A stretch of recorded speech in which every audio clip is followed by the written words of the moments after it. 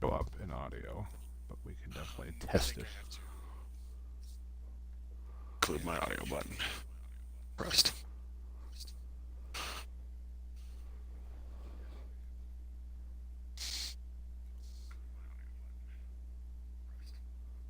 Oh. Yeah. Literally, you just said, I'll include my audio button pressed. Oh. Okay. What am I doing? Audio Losing seems my to mind. be good, though. It is or is not?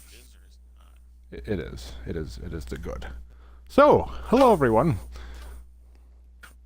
Welcome to a new series of sorts that me and the LeBaron came up with after frantic ramblings in the night. The main shtick of this is going to be apparently what we talk about in casual conversation is interesting. So the idea was that we actually make a streamcast of our simple casual conversations. That being said, this will not be scripted.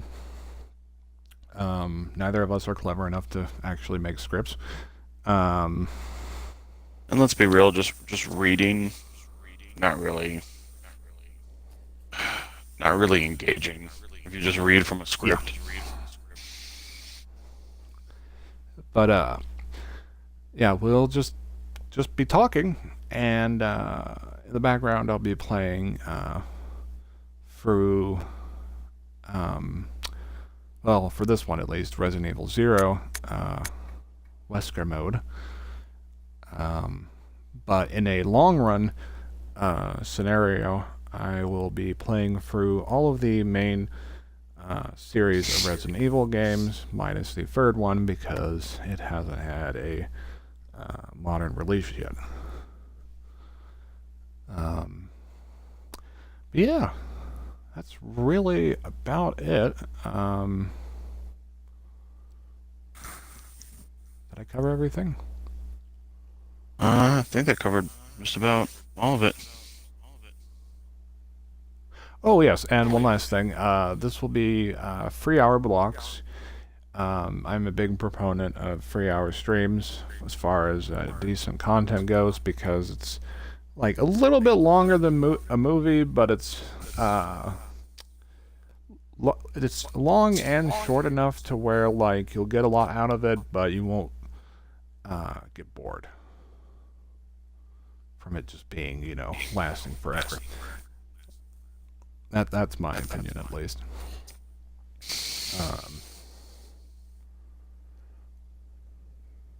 Yeah, I think that's about it. So let's go ahead and get started. I have played Resident Evil 0 before. Like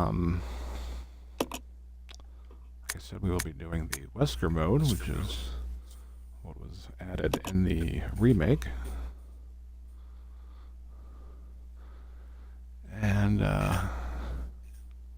two things with that. Actually, a few things with that. First, Wesker is basically replaced by replaces the main character Billy, but not in cutscenes though. And it'll be kind of weird because like characters will like still refer to him as Billy, even though it's clearly Wesker. How you doing, just Billy? Kind of something. I'm great. It's just something kind of casual we can. I can play in the background while we just chat. But Yeah. I actually haven't tried this mode though, so it should be interesting. I really like the fact that there's just some weird death stare laser thing. Sounds OP beyond Get Out. Yeah, let's go ahead and get started. Any of the cutscenes town in America, Raccoon City, Even need this one a open. solitary island far off in the sea, Rockfort Island, an island that would become the second Raccoon City, Sheena Island. There are still many unanswered questions about these seemingly unrelated yet intensely traumatic events. Though it is believed that the International Enterprise umbrella was somehow involved, little is known as to the origin of this faceless corporation. When was it established? By whom? How? Where? What? And how was the T-virus created? To uncover the truth, we must delve deeper into the events which transpired in the beginning, before the mansion incident.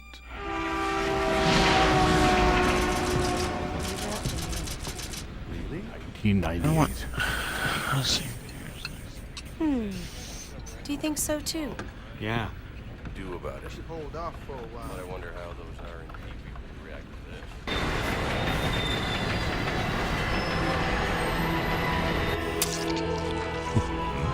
Push them casual up.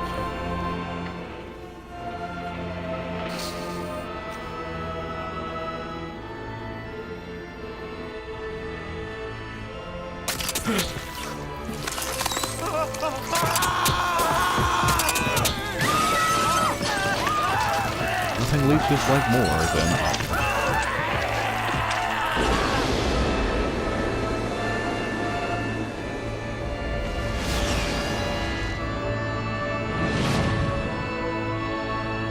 a lot of people say Zero was the first game that where Resident Evil started to get kind of weird.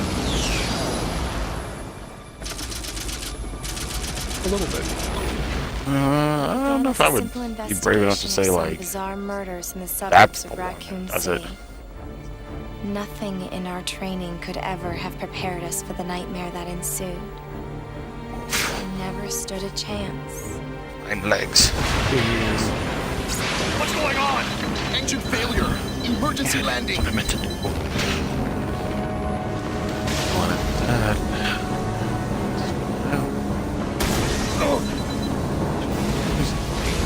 Era cutscene. They say high-res everything, so that's good. Yeah. Oh my god. Check the current position and Speaking to investigate somebody the surrounding at work area. the other day about older games getting remastered, and Captain, look! oof, they were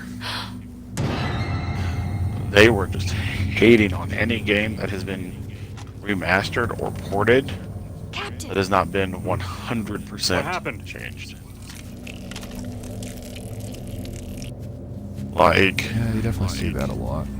Court order for like, transportation. like watching Prisoner Billy Cohen, watching this, the graphics aren't 26 great. years Oh, old. Billy's short. Court-martialed and sentenced to death July 22nd. Prisoners to be transferred to the 5'9"? Regathon base Oh, wow. for execution. Those poor soldiers. Okay. And That doesn't when they replace Billy in died, cutscenes that with you. scum murdered them and escaped. All right, everyone. Let's separate and survey the area. Our friend is brutal and ruthless. Keep your guard up. First name Brutal, last name Ruthless. That guy kind of looked like Norman Reedus on that end. A little bit. Oh man, Hideo Kojima confirmed.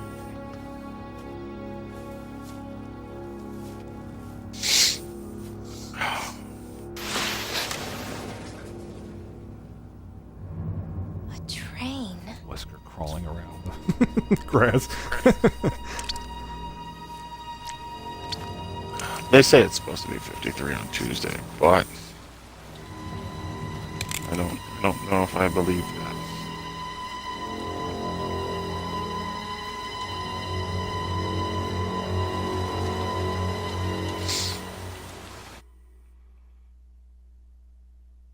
The door to safety. There is no turning back. And we are here. The train. The train, boss, the train. Now, if you're probably wondering, why does Rebecca have a weird black outfit and not the one that, Wait a minute. Wait a minute. What the hell is that? She has red glowing eyes. She's possessed. She's Wesker. the Wesker She's Lady virus. Wesker. She's Lady Wesker. I didn't I even don't know notice if I that. like that. I don't know if I like that. Weird. Oh. Oh. My stuff carried over. Infinite handgun. And 100% machine gun ammo, which is really weird looking. Good. But yeah, this is a costume exclusive to the mode. Luggage lies strewn about the cabin. The seats are stained red with blood. Now, I have a horrible sense of direction, so I'm not even gonna remotely pretend I know where I'm going. I This is mean, Officer Chambers from STARS Bravo team. you're not Please wrong. identify yourself. Is someone there? I'm gonna pop Vampire on. I'm just in that mood.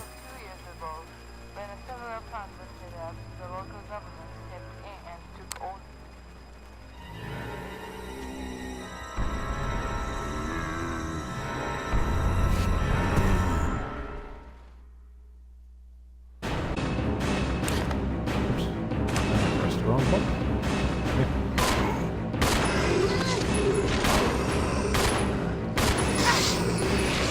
Ow! I could have backed up for that, but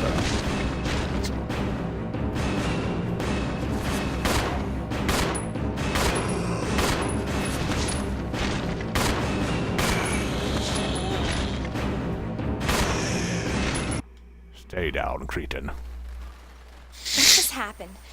I thought they were dead. You fought wrong, and that was also a very weird short cutscene.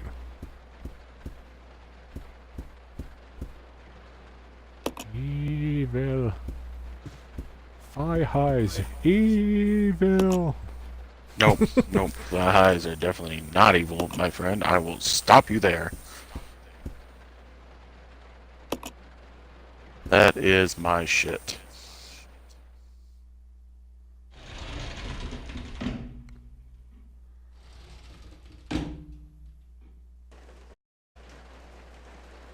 Oh, this is see. Oh, I think I remember this. Maybe I don't. What's in this room?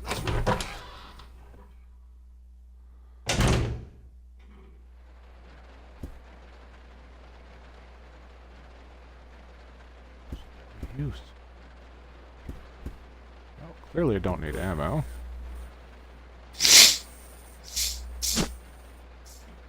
What's your handles? Count Eisen? I think it is. For Twitter or Twitch? Which? Yes, it's Count Eisen for Twitch. Passenger's Boom. Diary. July 14th. Orders came from the boss today. Looks like we're in charge of investigating the remains of the Arklay Mountains laboratory. We're moving in 2 groups. The initial group is dead. Sorry. The initial group is assigned to start checking what's left of the abandoned experiment. July 16th. Unfortunately, the test production of BOW Type Y139 had to be suspended because of this investigation. Same with Type Y139. There's still so much we don't know about responses to the crustacean T-virus. There's a lot of interesting research left. Did you say the crustacean T-virus? Are there Yes. crabs? Crustacean T-virus. Were there Depending on the T-virus crabs? species...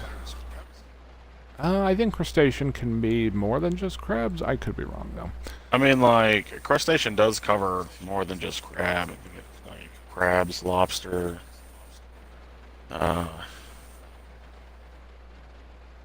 like,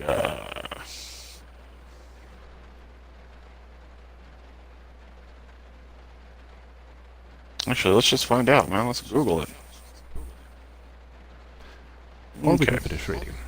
Depending on the species and nurturing conditions, only minute doses of tea bring about remarkable changes in solidity, size, multiplication of internal toxins, and brain development. If these effects can be controlled, a powerful weapon can be produced. The sudden development of the shell results in a corresponding fragility. Certain areas become exceedingly weak. Problematically, one of these areas is the head carapace. Lab we are going to, were they pursuing the same research? It would certainly help to find data and samples that would help us in our research. June 19th. Wow, this goes on forever. The day is finally approaching. I am growing more anxious. The Raccoon City newspapers and TV stations are full of reports about the bizarre murders in the suburbs. Can it be the virus? Can it? If it is, no, I can't think of that now. I have to concentrate on this investigation and make sure it goes smoothly. Tune in next time.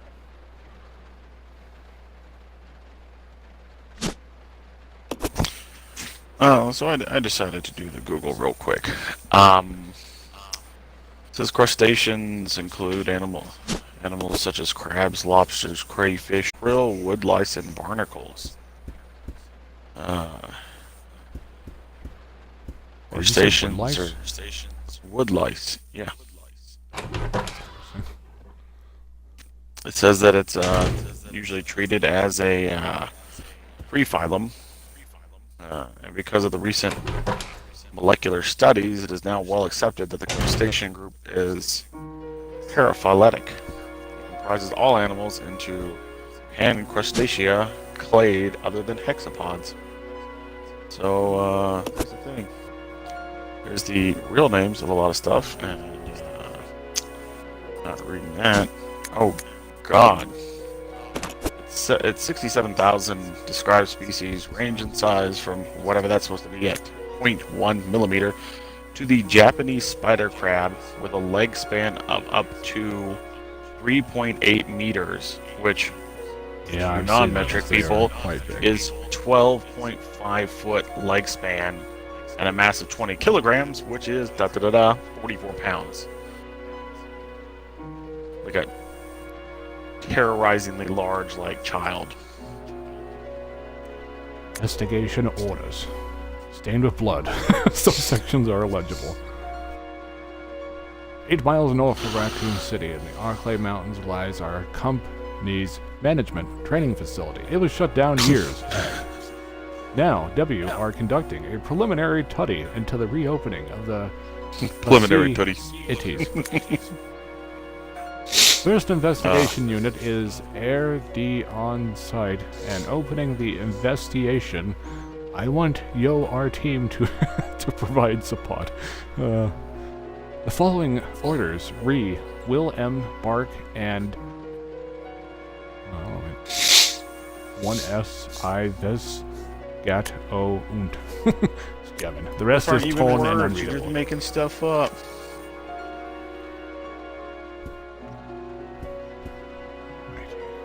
So, as per usual, like the old school Resident Evil games, there is typewriters. You can save that. I will not be doing a no save run, as fun as that sounds. This is just a casual Wesker run, no. And if you're wondering why I have 2 save files, it's just a safety precaution. I probably didn't need to actually do that.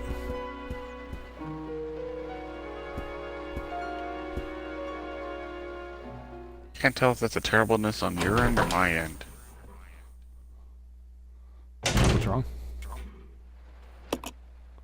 It's on my end. I was like, what is that fucking noise? It's just screaming. Seems to be the scowls. He's resistant to blood.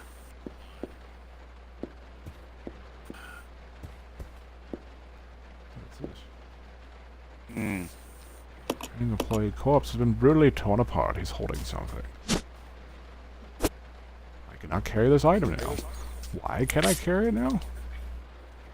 Ah, because my inventory is full. That makes sense.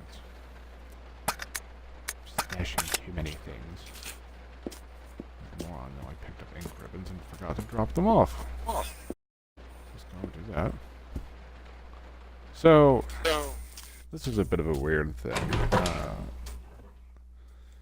They tried to make the game harder than the original Resident Evil by sort of scrapping the concept of storage boxes. And in place of that, you can actually drop items wherever you show for these. I don't really know if that makes it harder or not, other than you just have to keep track of where you have dropped things at. But that being said, the inventory space is a bit barren. You're not funny. Get out.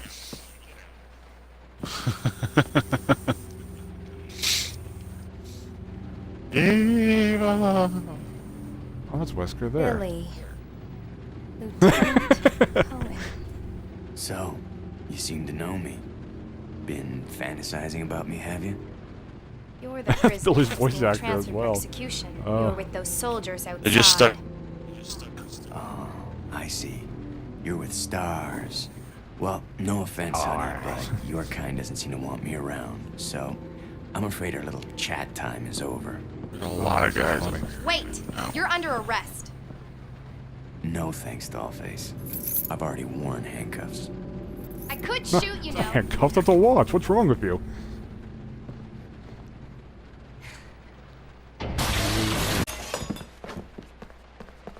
Edward! Are you alright? What happened? Also, how did you jump up into the window? We can't. It's a high jump. You must be careful. Oh! The forest is full of zombies and monsters. Zombies. Zombies and monsters. Oh my.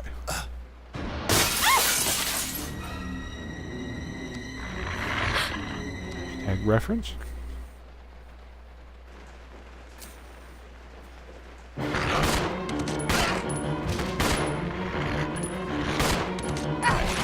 It's time, dog. No, I can't see.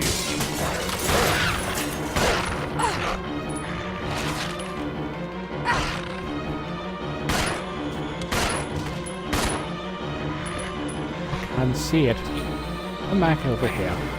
I can shoot you proper. Maybe not. Oh, nope, they're still there.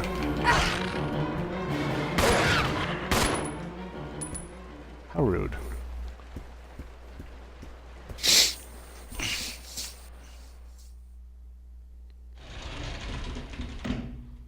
How rude indeed.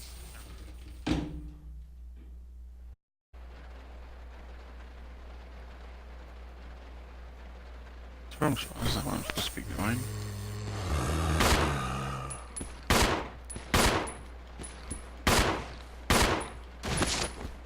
Oh, wait, is this... No, that was them before, but I'll take them shillings. Oh, cretin. So, I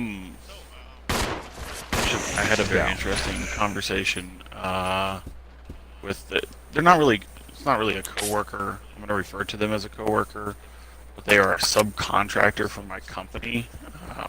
Hashtag work episode? Yeah, like they're not subcontractors. They're not employees. They're subcontractors. Like my company hires them to like fix certain things. This is Rebecca. Over. She kind of fancies herself Enrico!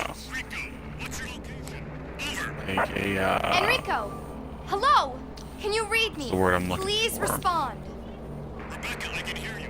Now listen up. We've obtained I don't know what word I'm looking for. Anywho, the exact wording I guess is not Billy Cohen killed as many as 23 Um, but 20. she really likes like, horror games and things like that. So keep your guard up. And we got on the topic of Death Stranding and what we thought it was going to be about.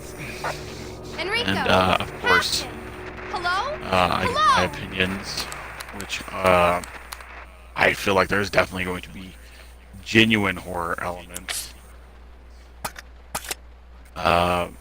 Unlike, some of the other games that are like scary games as of recent. But yeah, like, so it was a really interesting little like talk we had, because she did not know who, like, she didn't know who Hideo Kojima was, didn't really know the importance of like Guillermo del Toro. It's gonna be dangerous from here on in. Why don't we right. cooperate? Cooperate with you? Like, Listen, little girl. didn't if you know, haven't noticed, did there's not some have a pretty freaked out things on singular this clue train. And I who, really want to get out of here. I don't think we stand a chance doing it alone. You expect me to trust you, a wanted felon? Oh I god, don't need your help. Junji Ito I can handle was. this on my own. And don't call me little girl. All right, Miss Do It Like, Yourself. What she, should I asked her, The name I was is like, because, you know, Rebecca Junji Chambers, Ito's on the but that's project, and she was Officer like, who's Chambers that? And I to was like, you. you hurt me. Well then, Rebecca. You hurt me a lot. Go and try while I wait Keeper of here. nightmares, destroyer of dreams. Yeah, man. I was a little shocked to find out that she knew none of these people. But was like, admittedly a fan of like, even like horror animes. She has this odd, like, oh no, is this where I was supposed to go? There's a loading screen.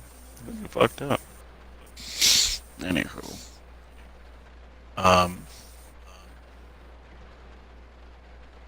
Like, it was just really interesting to like talk to somebody who had no idea who, like some of the super iconic like horror people are, or people who've done like stories with, I feel like, had some pretty good horror elements in it. Like, I know Hideo Kojima's probably not really the guy that you would consider like a horror guy, but he made fucking PT, man. And like, where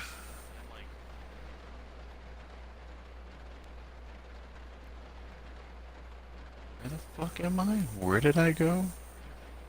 Whitechapel's over Right, and some of here. his games had elements of horror in it as well. Oh yeah, if you ever played the Metal Gear series, literally the End, the Fear, like that whole group, the Hive or whatever his name was, the guy who just turned into fucking bees. The 1 in 4 that turn into like mannequins, unless that was the one you listed already. That was a fear in a Yeah, no, bombshell. I did not list that one because mannequins don't spook me like they spook you. Yeah. Mannequins get you good, man. Notice the supervisors. When closing the dining car, supervisors are asked to switch off the automatic doors after ensuring all staff have vacated the car. The main automatic door power switch is located on the roof of the 5th car. Inspections will take place when the train is garaged. After inspections are complete, use the ladder at the rear of the 2nd floor of the dining car. Umbrella Corps Maintenance Department. Oof.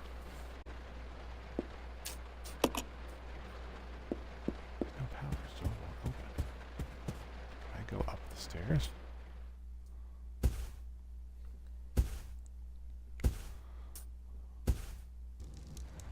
This place looks mostly picked over. I wonder if I can actually fight this thing off. This is I think this is the scene you're supposed to run away from, but I'm curious. I might regret my curiosity, but we'll find out.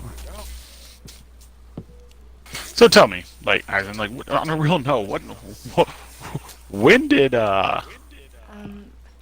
Excuse me, sir. like, Sir. how did mannequins get on that list of things that like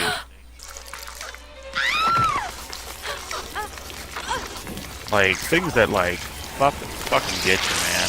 Like, saved a rent. By half a few leeches, please vacate the premises.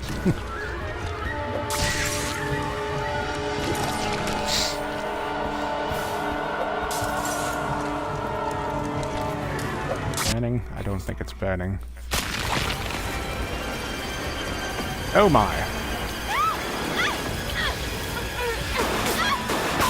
No. Oh, so it's a scripted section. Okay, sorry about that. So, my fear of mannequins came from, what were you gonna say? So I just saw the scene where he like shoots the leeches off your body, and then like dove sideways through the air, John Woo style, firing at leeches. That's what Billy's supposed to look like, by the way. He'll show up in the cinematic cutscenes, but in-game cutscenes he will be Wesker, because why not?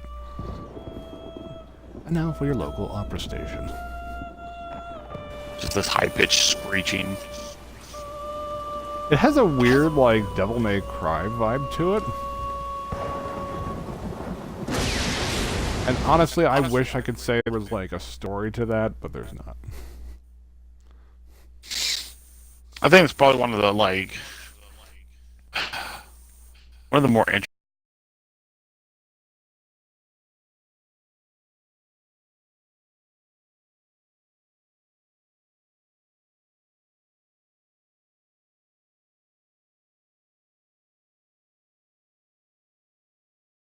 things. Stop. Okay. And we are back. So, the game crashed. Oh, okie dokie. I'm just got an achievement. Pest control, eat 10 rats. Okay. I'm gross. I don't know why the game crashed. No telling. Thankfully, the Twitch app is updated to the point now where that doesn't scuff the whole stream up. So it just kind of pauses as I sort myself out. I'll say that, What's like... fun about that is... Go ahead. Oh, wait, no, I goofed. I goofed. 1 minute. Oh, no. You go ahead and talk. I need to fix this. So, what I was gonna say is that, Twitch, from when we first got it, has changed a bunch, and, like, I don't know if they're always good. Like, I feel like the last couple ones have been really good for, like, improving stability and performance and stuff. But, on a super real note, I kind of miss having that little tab on the side to where I could read chat while streaming. I missed that as well. So, before the game crash, you were going to talk about something in regards to my Devil May Cry comment. Oh, yes, yeah. So, I do tend to find it pretty interesting when developers are inspired by, like, other persons or just things in general. Because, like, sometimes those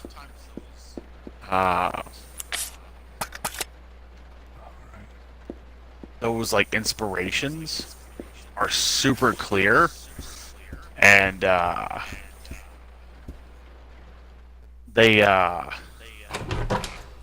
actually, like, they help shape the game in a way that previously it never would have been. Yeah.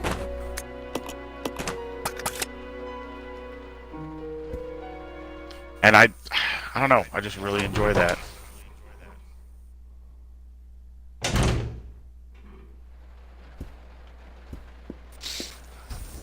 But yeah, that's pretty much, that was my bit.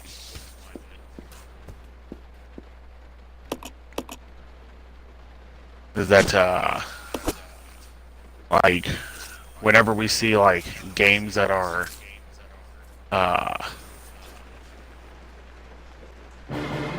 like games that are inspired, I feel like, unless it's just like a horrific inspiration, like, it's usually beneficial to the game.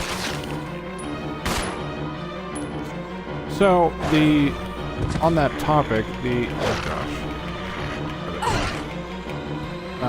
on that topic, one of the inspirations... Oh, that's horrible. Get another down. One of the inspirations for them to change the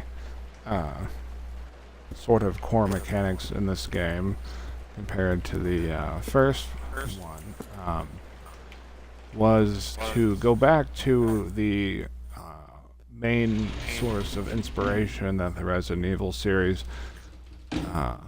took from which was the old Japanese survival horror game for the Famicom, Sweet Home. Oh, look at that. I learned something new today. I didn't know that was a thing. Sweet Home did not have, inventory boxes. That is so commonplace for the original Resident Evil games. And it also had a... it was more not team focused. You walked around in a group with a group of people in a mansion instead of just by yourself. So that's where the partner swapping mechanic comes from. Granted, it wasn't as high tech as is in this, because we're talking about the Famicom, but for its time, though, it was pretty innovative. Can I just not hold that one? That just not give me a lot of health back.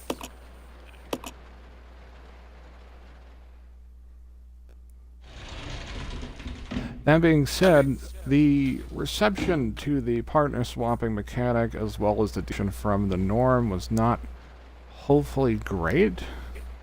So we don't really see a return of any form of partner swapping until Resident Evil 5. Oh yeah, with what's his face and what's her face? Yeah, what's the faces? Shadow. Which we will be playing in this series, but that's a long way down the road. Yep. Yeah, the fan base of the Resident Evil series is very how do I put this? Who is that guy? Finicky when it comes to What's going on? Who's controlling the train? too many changes. Go and check out the first engine car. Listen, I would we 100% gotta cooperate with agree each other with from you. now on. Yeah. You got that? Well, I don't... Clue in, girl. Or maybe you Like, like being well, warm bait. Okay, so I'll agree All right. and I'll also disagree You at the just same time. remember, I will Um, shoot you if you try anything funny. Fine. I feel I'll like take these with me. If you find anything, give me a I call. feel like alright? they're not just finicky. Like I feel like finicky is like an entire like subcategory of pretty much every like every fan base. Like it doesn't matter how well you do a game. There are people in the fan base who will not like it simply because it is not the exact way they wanted it to be. I think we could agree on that. Yeah. And I feel like sometimes, hold on.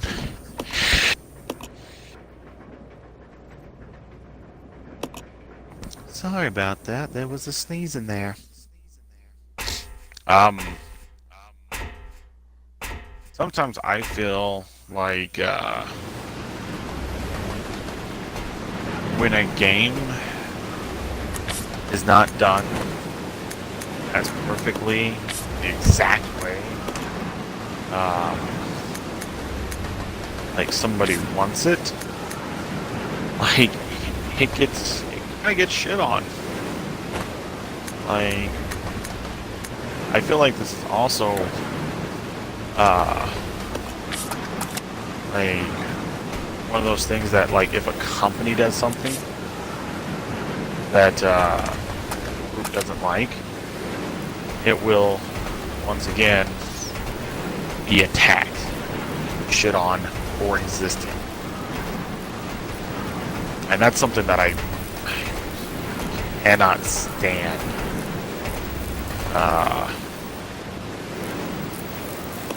And it's just been, that's always been one of my pet peeves. Always. Like, oh man, we'll just use these guys as an example. Like, oh man, EA published something I didn't like. Like, time to just lose my shit about everything EA does from now on.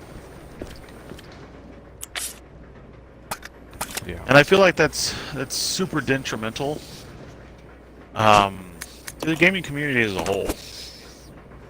Because, like, you will always find those two people. Or I say two people, it's one person with, like, these two opposite views that are kind of shit. EA is a publisher. EA does force certain developers to do certain things. So you'll have moments where it's like, this is a game from EA. I hate EA. So, like, automatically I don't like this game. Well, then people, like, protest, boycott, do shit reviews on a game they've never played to stick it to EA. But what ends up happening is EA looks at this stuff, they say, oh man, like, this game isn't doing well. Like, this developer that we purchased to get a hold of this hype is not doing well. It's time to kill that developer to keep them from hemorrhaging money. They kill a developer. That same person who boycotted EA, put up shit reviews even though he never played the game, is now the same guy who's like, EA just fucking kills companies. Like, it's a cause and effect. It's not a singular, this is how everything does or does not work. And I wish the community worked that. Like, you can not like EA, but when you start, like, it'd be like not liking somebody's parent and pushing over their kid because of it. Like, you're not hurting the parent when you do that shit. You're hurting the kid. If that makes any fucking sense. Yeah, it does. Sorry, rant over. So yeah, bud. Oh my gosh, that's his dash. Oh, that is funny. It's just like how it is in 5. Now, what is his death stare, though? I forget what the button said. Does it consume any kind of energy or anything to do the death stare? Yeah, they didn't say it did.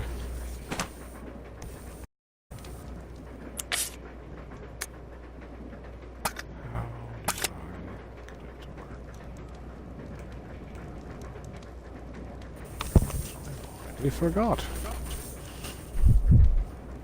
Well, that's not good. That's the dash. Does it just tap it? Nope. So funny.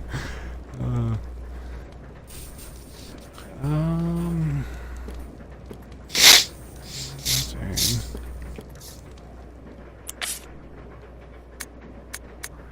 I don't remember. Let's see, we're here.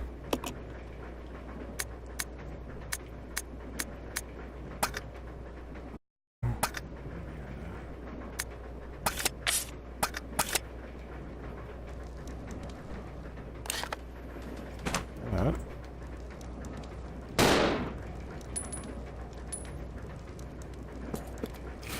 I have to oh, maybe I have to unequip the gun. Maybe that's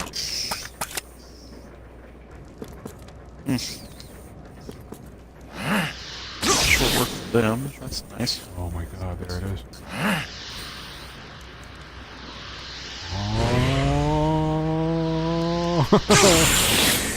Oh. I love it.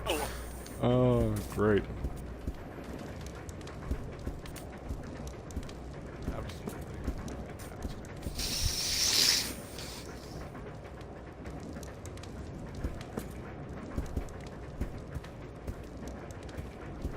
All right. So, just to catch up with you guys, I'm now separated from Rebecca. She got knocked into another room, but she has access to a lift.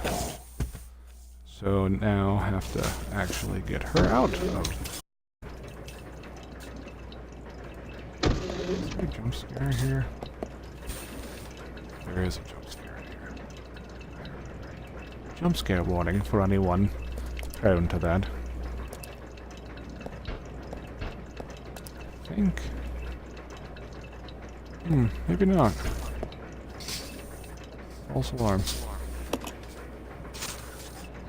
I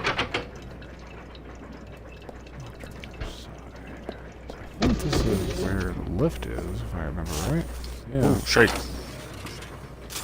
So I get the key that I delivered earlier. Handy for me.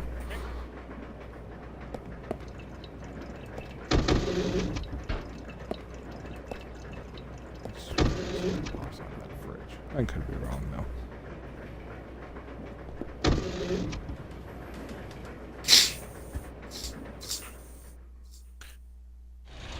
You know, I will say, I was never really interested in the Resident Evils like this. I want to say that like my main interest in Resident Evil did come from 7. How do we do it again? What'd you forget? The death stare thing.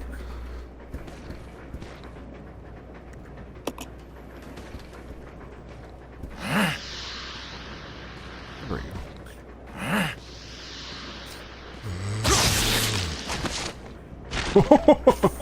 I just blew his head off doing that. Oh, wow. No ammo required. Son of a bitch caught me on fire. I'm sorry, I interrupted you. Go ahead. I was just gonna say that my main interest in the I almost said Final Fantasy. Oof. In the Resident Evil series came from Resident Evil 7. I don't know if it was just the first person mode that like really did it for me.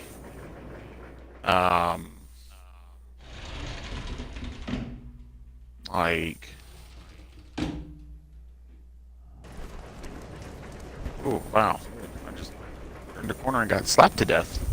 Slap fight.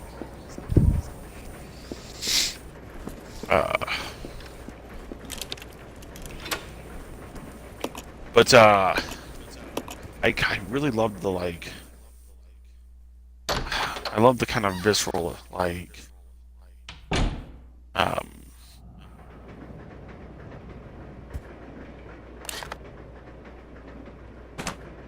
Like the visceralness of it, like how it looked. I know I'm not wording this properly, but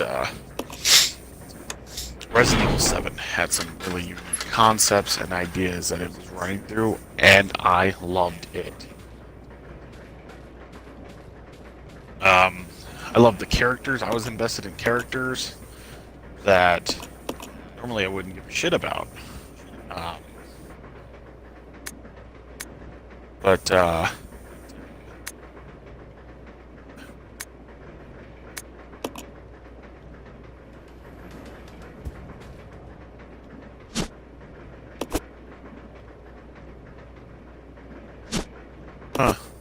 that's a weird thing.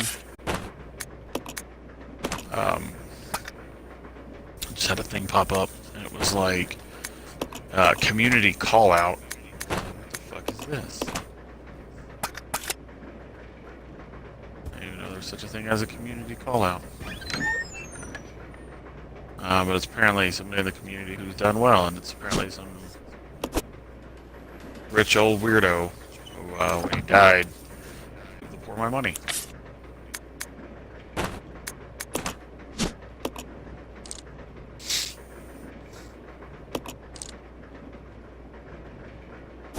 Anywho.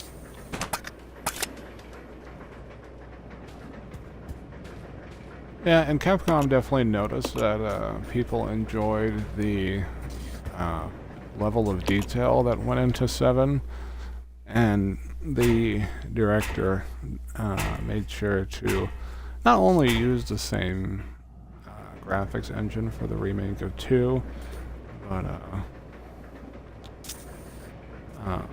try to continue on with that level of detail in their remake. Yeah, they did a great job. Like, and now for the game's first boss fight. Sorry. Oh. Fun fact, you can beat this boss with just your knife. It is by far the easiest boss in the entire game. But I'm just going to shoot it to death with the Magnum because I can. Gamer series.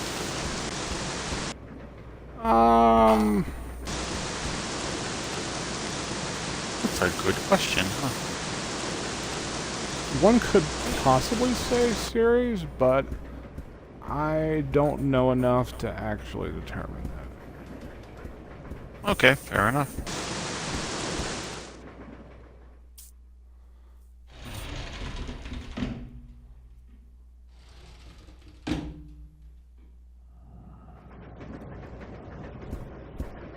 Also, slightly misspoke. He is coming, but the fight is not present yet.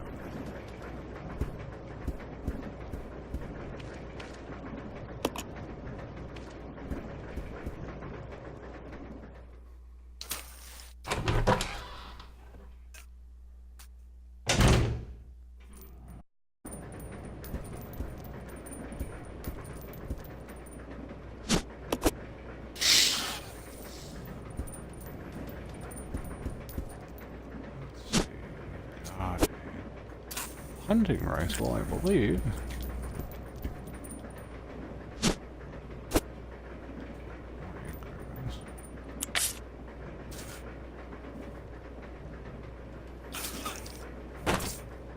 Honest, I probably don't need my knife.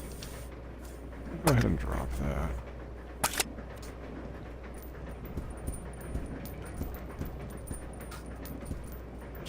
I don't even know if I need my hunting rifle either. But I'll come back for it later if I do.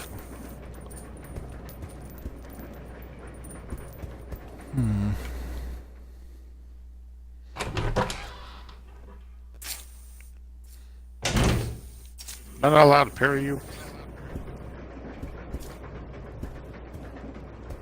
You were just kicking the shit out of me, aren't you? Something.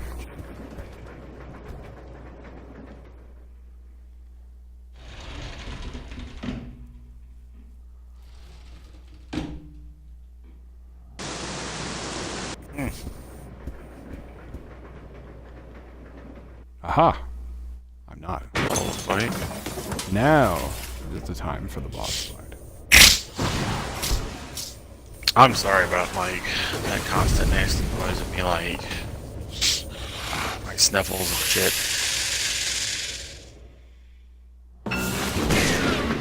I know that's gross. But it has been overly And it's dead. terrible.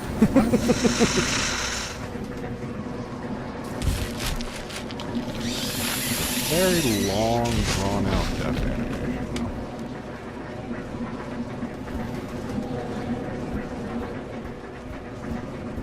You'd have Oh, yeah, thought that was the first boss. a giant mutant scorpion would be a bit more of a fight. Yeah, in my first playthrough of this game, I just knifed him to death. I actually recorded it as well. It was quite entertaining. Like, that's just how easy it is.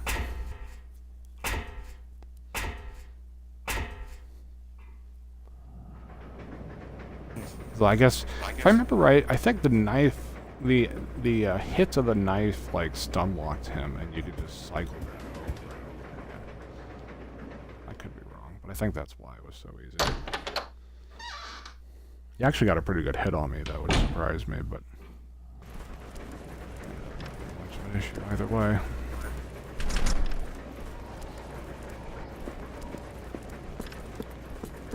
By the way, on a completely different note, Resident Evil 0 has some absolutely fantastic pre-rendered backgrounds. Not really evident here in the train level, but later on you'll see some very good examples.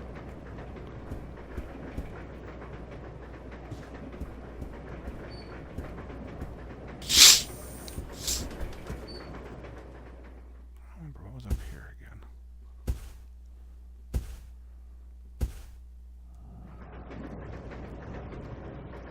I don't want to be up here at the moment.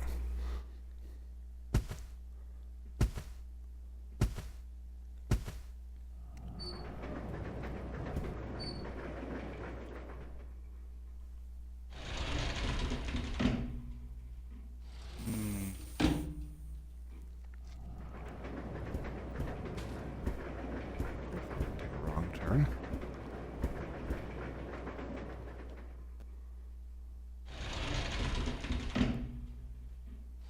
There'll be a lot of that during this stream, that's for sure.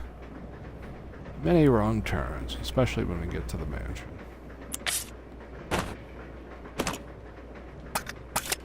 Something lost there quite a bit. I wonder if this is when the jump scare shows up. Nope, guess not. He is taking his time on that.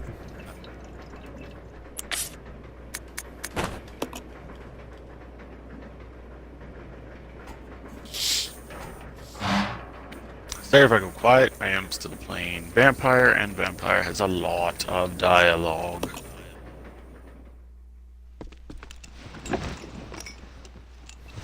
Loading crawl space.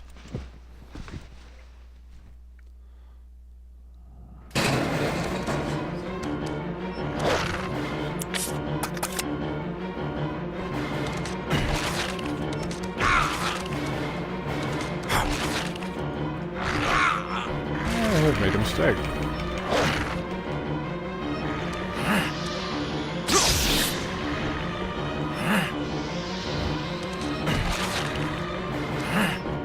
I see.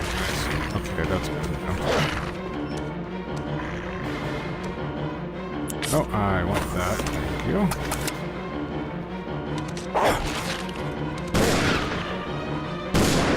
Dead? Great, glad that happened.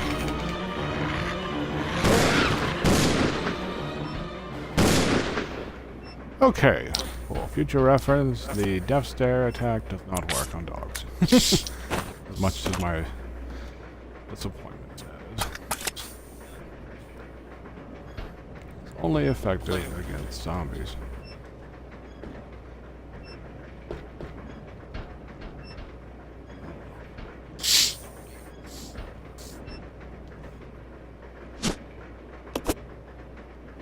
Take that.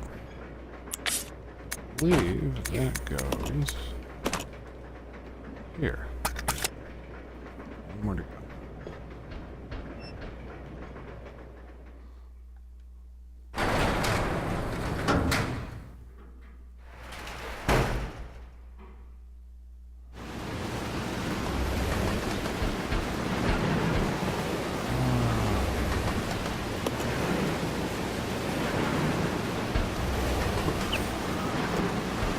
don't think I have a need for this right now.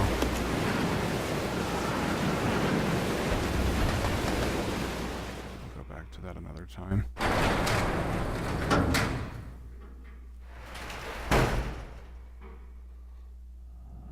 Give me the date.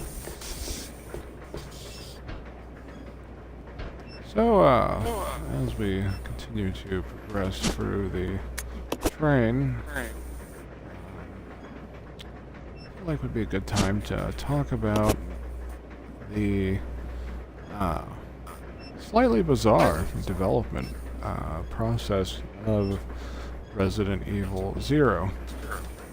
This was made after the first Resident Evil. I say it was made. This was released after the first Resident Evil remake. So it's very evident that it uses the same engine that they used for the remake. But what most people don't know is this was... Oh, there's a jump scare. Oh, my fuck.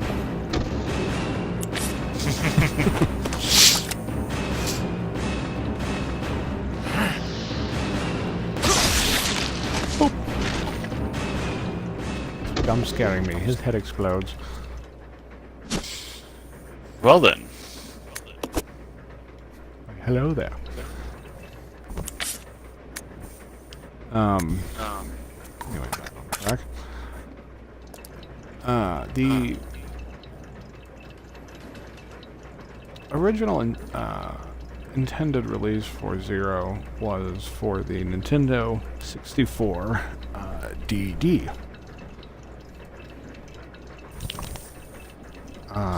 They wanted to take advantage of the increase in hardware that the 64 DD offered. So, I'm gonna do a quick clarification on that little number next to a highlighted word on Wikipedia. The 64 DD was the disk drive upgrade for the Nintendo 64 to play like CDs. Yes. And it's exclusively a Japan thing, but it didn't really go. I actually, haha, funny, random, stupid shit that I know.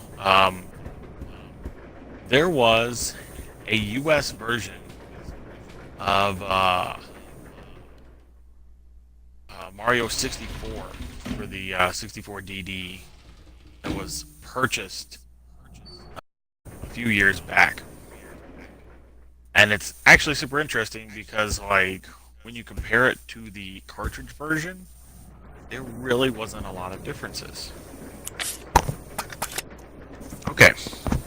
My bit's done. Sorry about that. Ew. That's insightful commentary I have.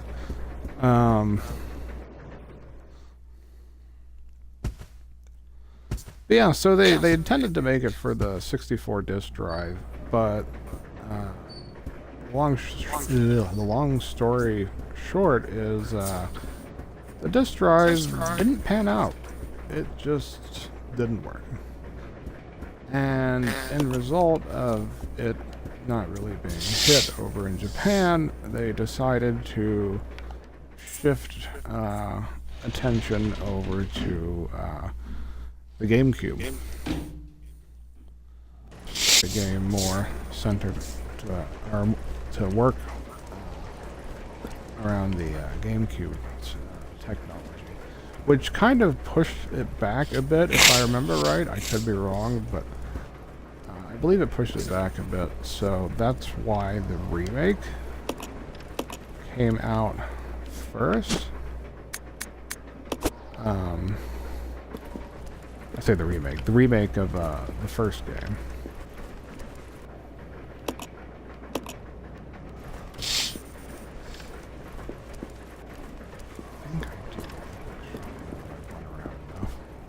I didn't need it, but I guess I do.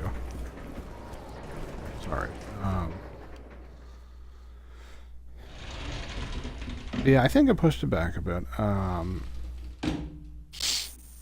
Shinji Mikami, the creator of Resident Evil, was still involved with this one.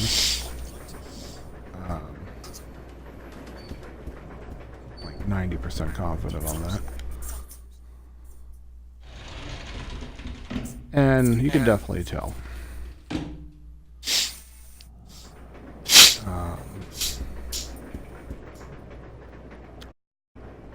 The remake that we are playing now didn't show up until 2016 for the 360 and 1. And I don't have on memory what the remake added, other than the most obvious one being that it's Wesker mode. Like they added the Wesker mode. Obviously, that wouldn't have been a logical thing back in like 2002 or whenever this came out. I think it was 02. I did not want to go in there. Yeah, couldn't really be a thing if they didn't actually have a version of Wesker around at that point in time. But that's to say the least.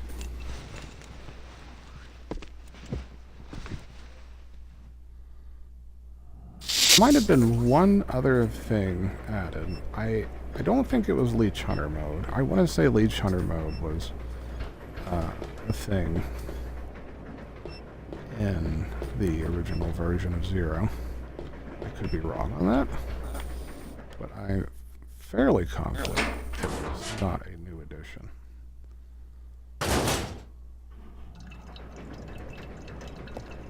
I am going in circles.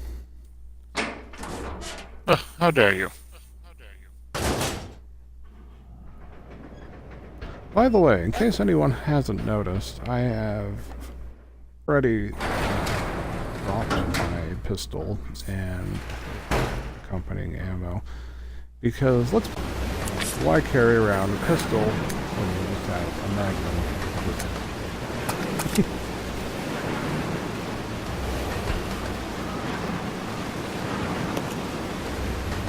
Need this.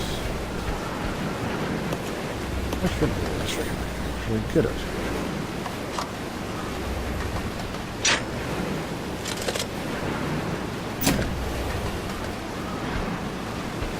No, I can't. I need to back up.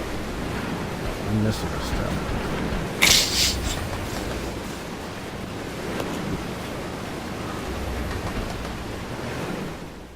There's something that I need either a key card or a thing to get. I think the key card could be in the suitcase, but I haven't found the other part to that yet. I have an ice pick. What will the ice pick do for me? I haven't seen any ice around. I guess it's probably not the practical use for it. Oh, it's not me that needs it. Yeah.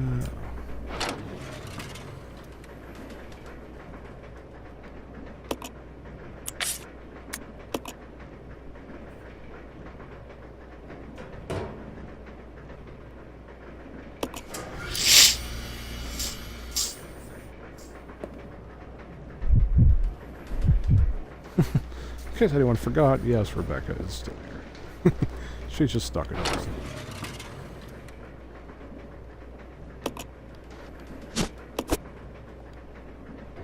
Okay, what do I do with an ice pick? Maybe something. The door of it? Oh yeah, she did say, or it did say, something sharp. So that's how I get it.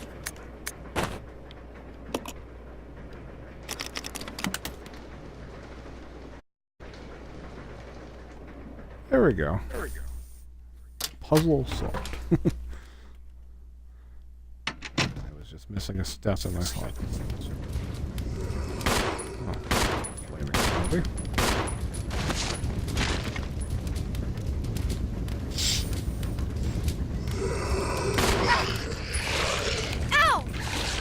Can't be though.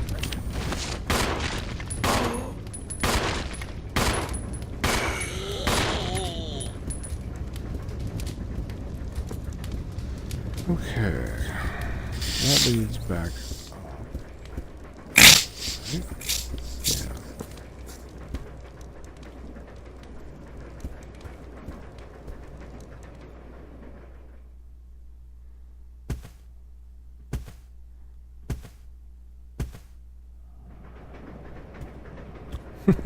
So,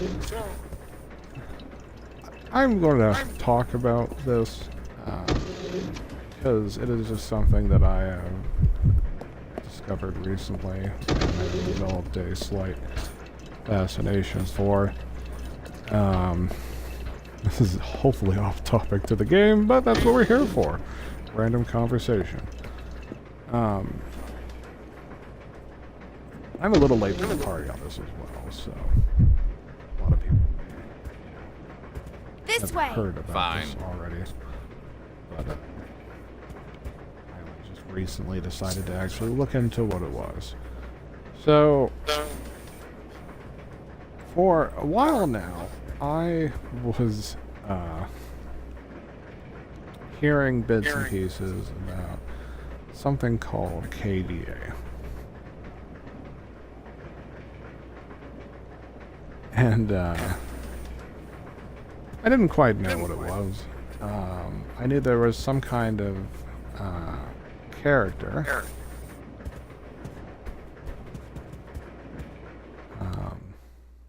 that had like a little bandana with like a dragon, sort of dragon like face on it. But I didn't really know anything other than that.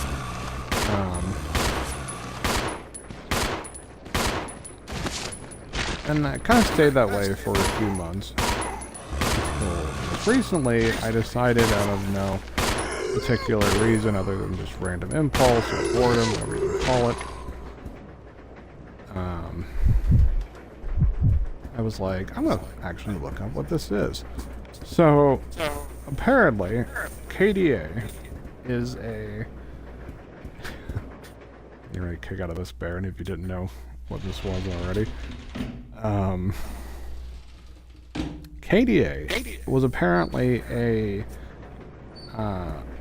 advertising, like, marketing,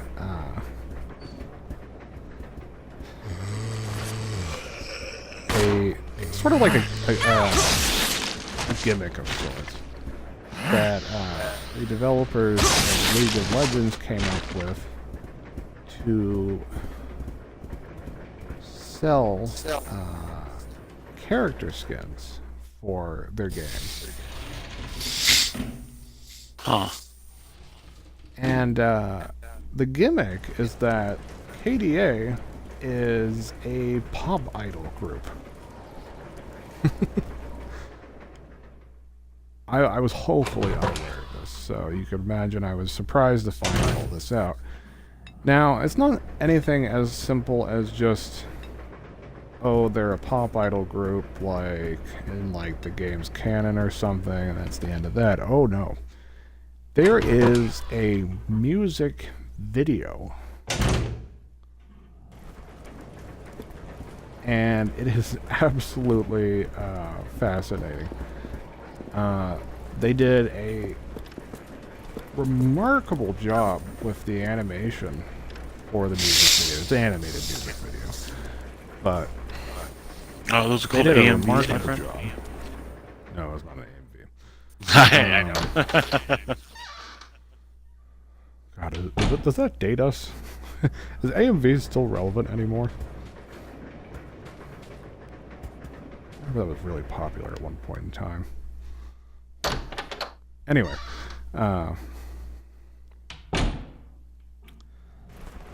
there's excellent animation, excellent singing. It has very good, I mean, sort of just a weird fascination for me, but I really like well done Asian rapping. I do as well. I think the first time I was really introduced to that was Devilman Crybaby. I'd never like looked for it prior to that. And obviously neither of us are, well versed in any other language, much as great as that would be. That's hard. I took 4 years of Spanish in high school, and there's literally nobody in the general vicinity that speaks Spanish area, so I just kind of forgot it after a point. But anyway, that's besides the point. Yeah, really great, like, Asian rapping, specifically Korean in this case. It's an absolutely fantastic music video. And it's all just to promote character skills. You stay here. Follow me.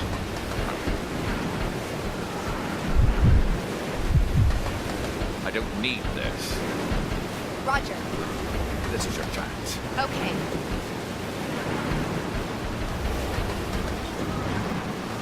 Stay there. Okay. Follow me. Fine. I'll go.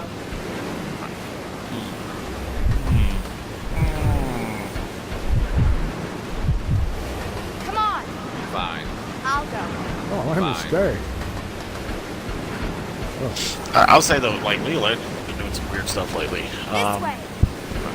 One of I'll those go. things being had that weird anime commercial. Like the production value of it was so good that I genuinely was like, man,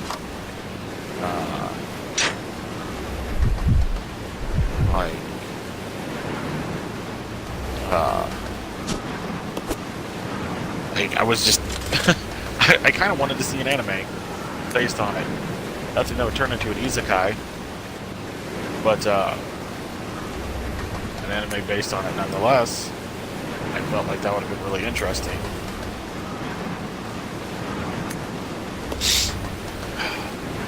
Okay, sorry. I focused on that to that little weird partner Come on. swapping ordeal. Fine.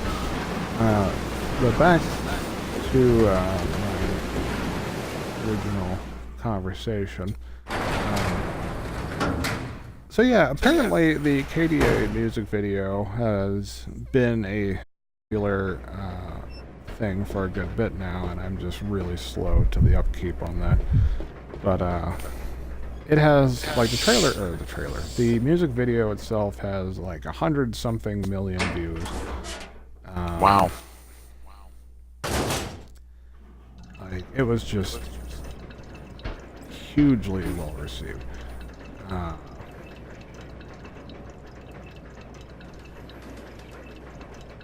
I'm fascinated by it. Like, it's great on all counts.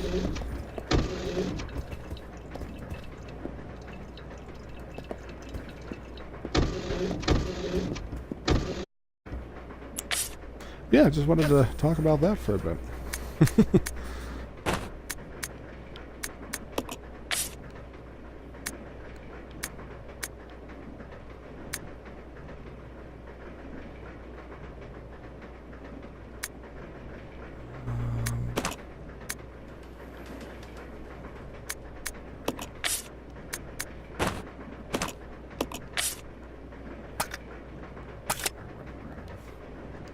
Medium health all the time.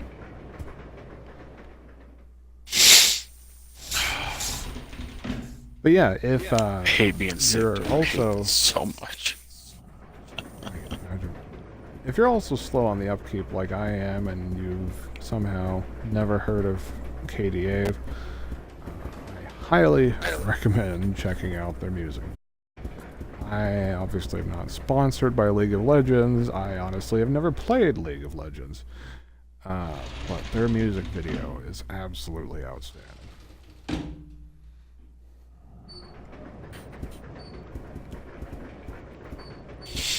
Might actually have to look into it now.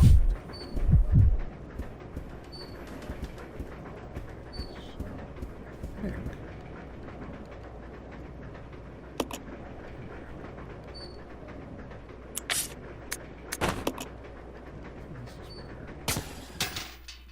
Hook shot, yeah.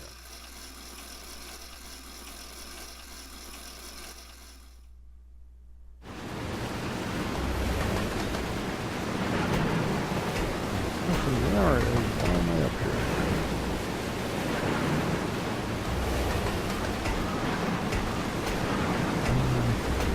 On this hole.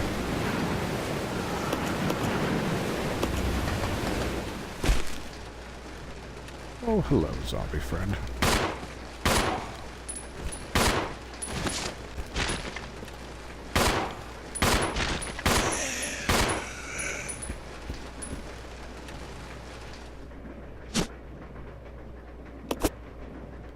Here we go.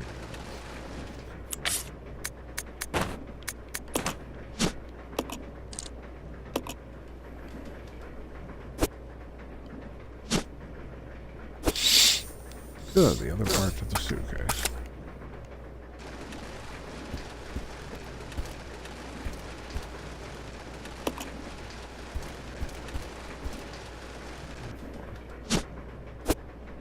The knife. I don't really need that.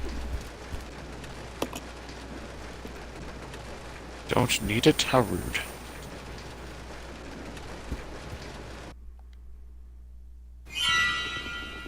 Skin. Oh, the eggs are hatching. Oh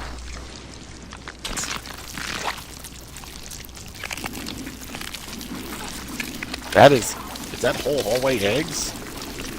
no. Yeah. Oh, goody. They all have eyeballs on the top of them. It kind of looks like that, doesn't it? Mm-hmm. I'm not really fond of this nasty looking or shit. Oh, they're in here. Oh, God. Okay, that's where I'm at.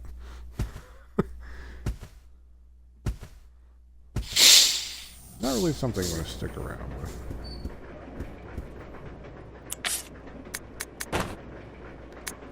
Okay, so need to give Whisker the thingy. Find that. Oh, still not what I wanted to do. Find that for the suitcase. Okay, that's right. I need to use the suitcase. I need to examine it. Open. Slowest moving suitcase. And now we have the magnetic card. Hooray! Key cards. Classic. Okay, so that opens two things. Either...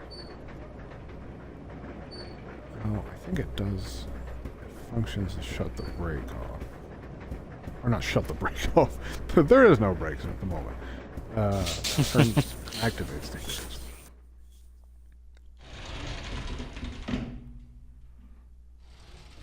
Oh, you know what? I do apologize. I just realized that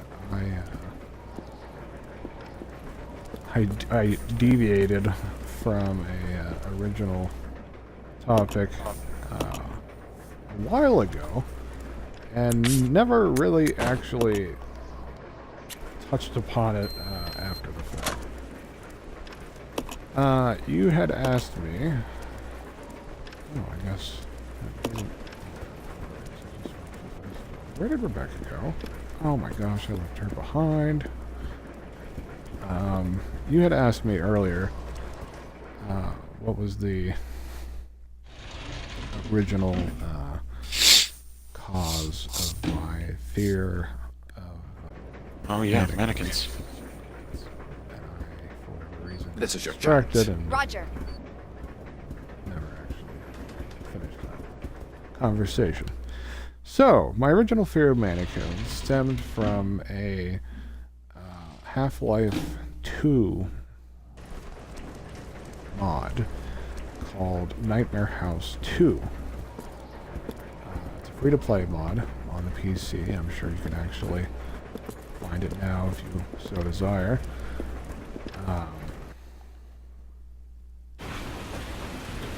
This is Delta Team. This is Delta Team. We have gained control of the train. Over. Understood. This does not make any sense. Hey, there's me. How was the T-virus leaked? And why did it contaminate both the lab and the mansion, as well as a train almost 3 miles away? That's irrelevant. We must make sure no knowledge of this gets out. Destroy the train. Completely. How far away are you from the nearest branch line?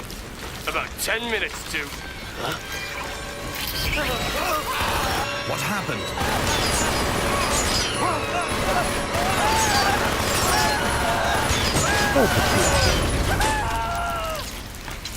Do they ever? Let's be real.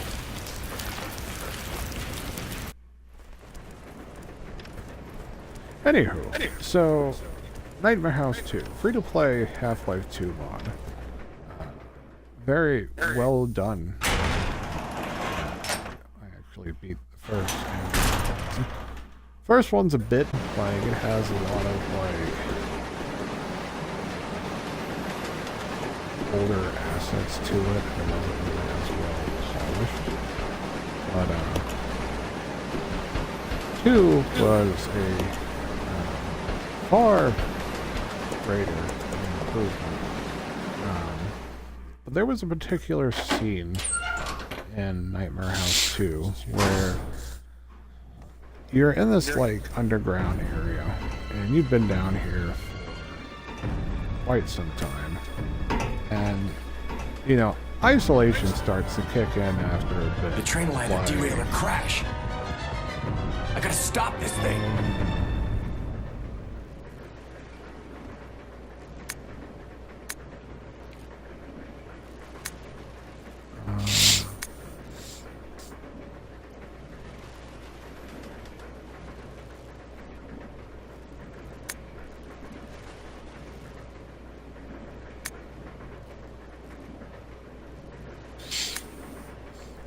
There was an oh no segment. Okay. So there was an oh no a while ago, and I'm not 100% sure what it came from. I am now, but still. Let me finish my thought before I exit out of the screen. But so there's this underground segment, and you've kind of not seen anyone for a long time.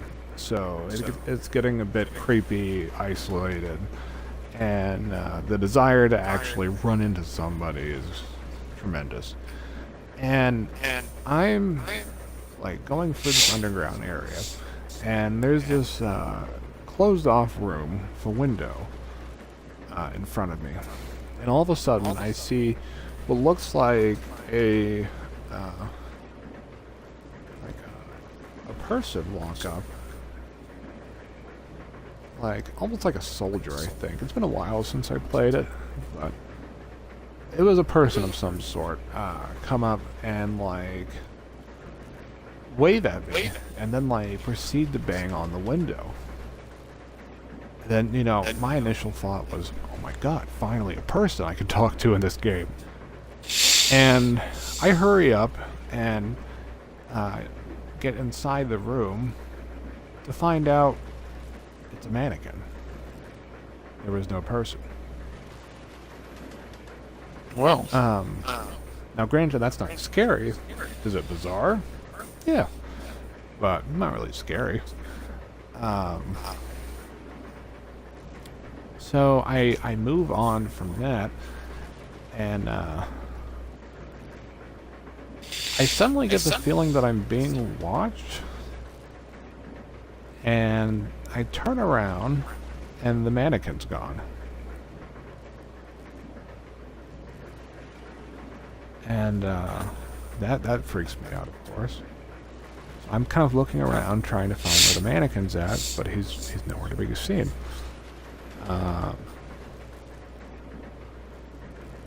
So I continue to walk around in that room, and I find a path I can go down to. And as I head down this path, I hear this like clank noise behind me. And I turn around, and there's like a bunch of mannequins behind me. Like out of nowhere, they're just there. So that freaks me out. And I back up from them, and the moment I turn around to see where I'm actually backing up to, I hear movement again, and they actually turned around, like they got closer to me. And this kind of goes on for a bit, and then all of a sudden, power goes out. Comes back on, and I'm literally surrounded in a circle of mannequins. They don't do anything. But they're fucking there. Power goes back off again, comes back on, and they're gone. And it seems like they're gone, period. They don't show back up again. Finally, I find a door to the exit. And as I approach the door, I hear the clank noise again. Turn around, and all the mannequins are spread out in the hallway. And it's a long hallway, like you can see it for like a far distance.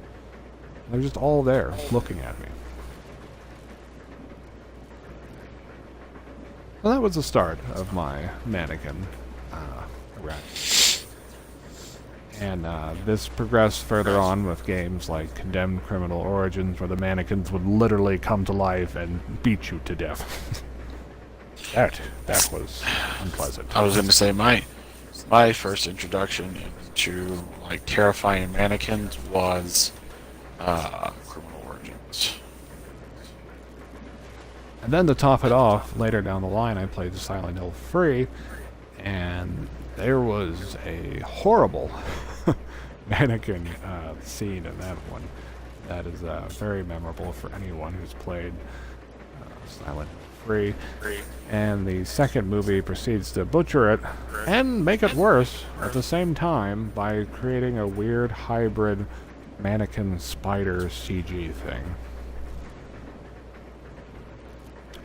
Oh yeah, that's the extent of my mannequin horror origins. I don't want to dive too farther into that, but basically, to sum it up, I find them creepy. I don't trust them, and yeah,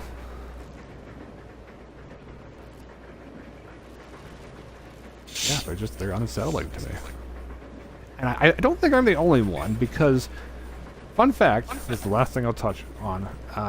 There was an old Twilight Zone episode where this woman goes into a shopping mall, and she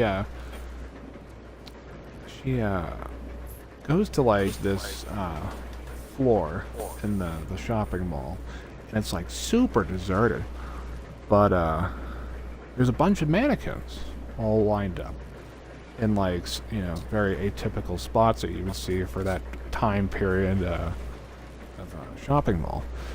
And long story short is they were sentient mannequins, and they would kind of like have this period of time where they would choose one mannequin of their collective, and they would like prance around as a human for like X amount of time, and then the process would just cycle back and forth. And the plot twist of the Twilight Zone episode was the woman who goes up to the floor in the shopping mall was one of those mannequins. She just did not remember she was a mannequin. So yeah, creepy. Feel like people have that fear somewhere other than me. But that's all I'm going to talk about it. I've rambled on for long enough. So I think this is a time part in the game. That's why I didn't want to go off the screen as far as I thought. So you might have to actually keep the conversation going on your end, Baron, while I do this, if my hunch is correct. Okay. Yeah,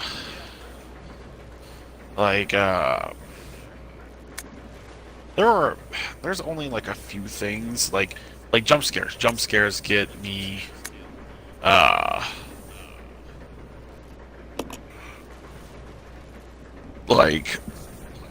jump scares will get me, for the most part. There are some that don't fuck with me at all. I have to be like 100% real. Like I don't usually play scary games for that reason. I'm not like overly fond of like things jumping out. Go over to the back deck and manipulate the control panel for the brake. Booging the shit out of me. Here, okay? All right. Not big on that. Billy. What? Be careful. Yeah. But what horror game? See, I didn't ever really play a lot of horror games. You know what? I think the one that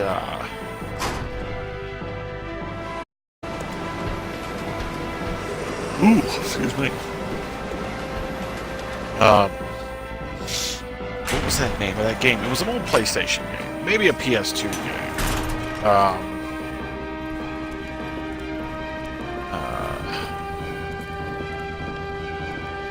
What was it called? I don't think that's it right there. No, that's definitely not it.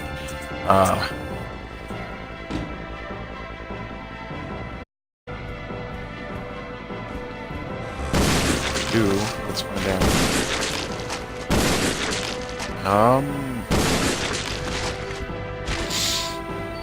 I keep coming up with Parasite Eve, and that's not what I'm looking for.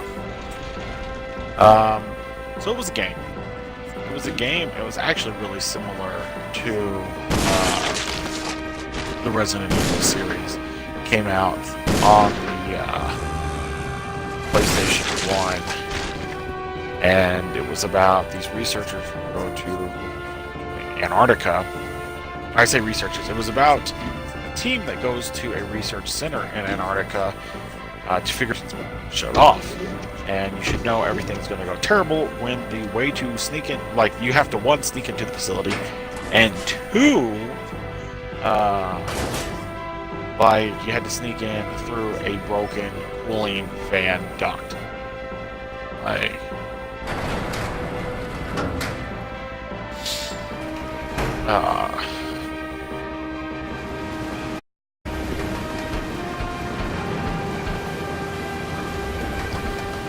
oh my god, it's killing me that I cannot figure out what the name of this is, and I'm trying super hard, I just can't find it. Hard. Oh no. You good. What the hell is that game called? Let's see. I want to say it was a PS2.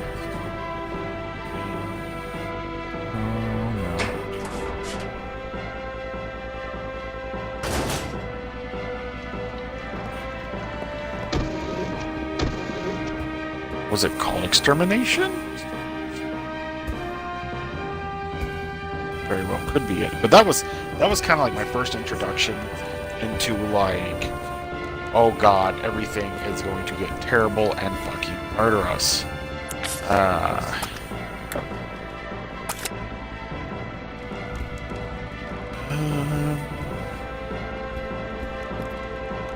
Let's see.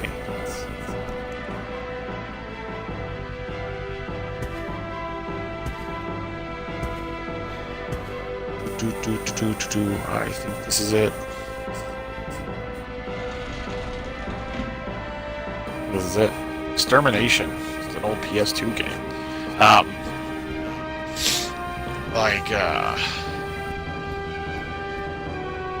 So you have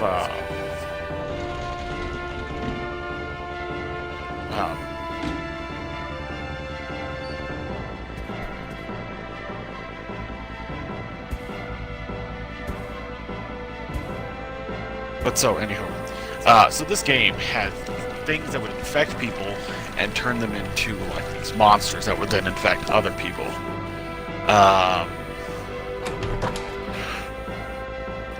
So it was a pretty terrifying game for me because like that kind of shit just always got me. Like it was just always fucking terrifying. Like always. And that kind of like shit was reinforced by the fact that I watched John Carpenter's The Thing, which is the same, where it's some sort of creature that actually like infects people and then slowly morphs to take them over. Once you know, as a child, that shit also fucked me up. Like, oh.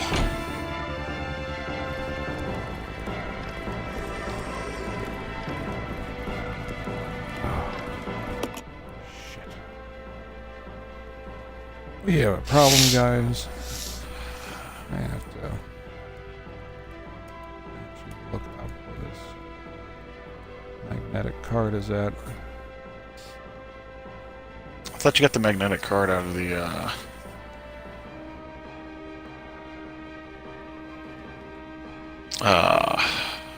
fucking thing with the stuff and the words. That was a different one. There is another one somewhere that I have forgotten about. I reckon that's slightly easy to do.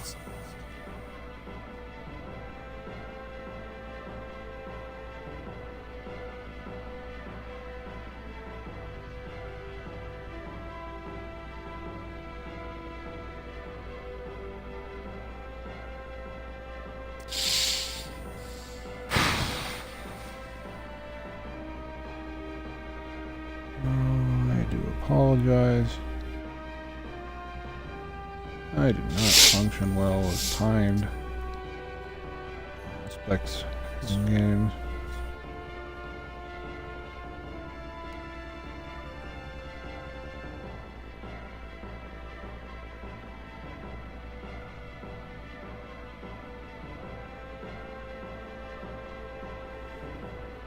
Where did I forget this card at?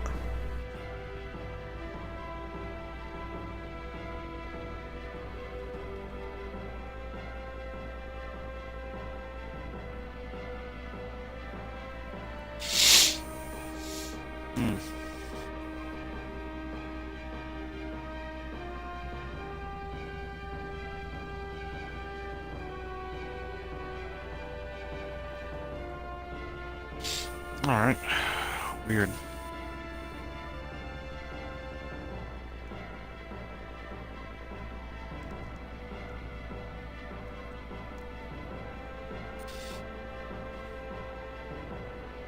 I'm sorry that I'm being quiet because like I'm just in a really dialogue heavy spot right now.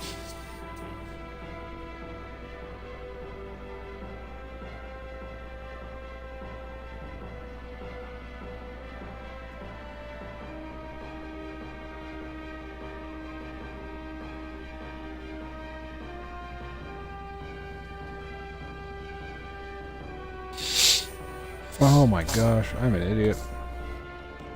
No wonder I couldn't find it. Oh no. This is gonna be rough. I may have botched this whole playthrough. Wait, what about this whole playthrough? I may have botched this whole playthrough. Oh no.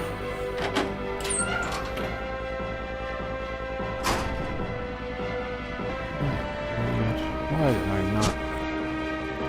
There's somebody at my door. That's weird as well. I will return.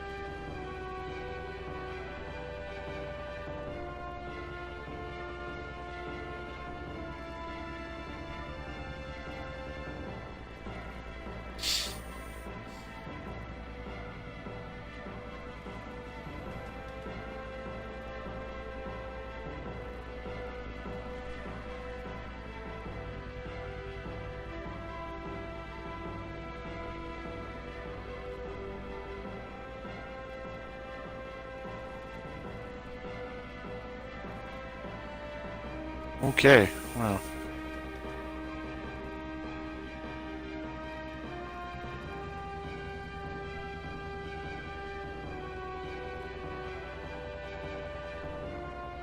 Well, okay. So, our little dialogue section is done. So I can focus on you guys a little more. Sorry about that. So. Oh, shit. These are bad guys.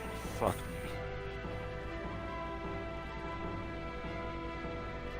Sneak up on ya. And stun ya. And then bite ya. And then I'm gonna beat you to fucking death with a club.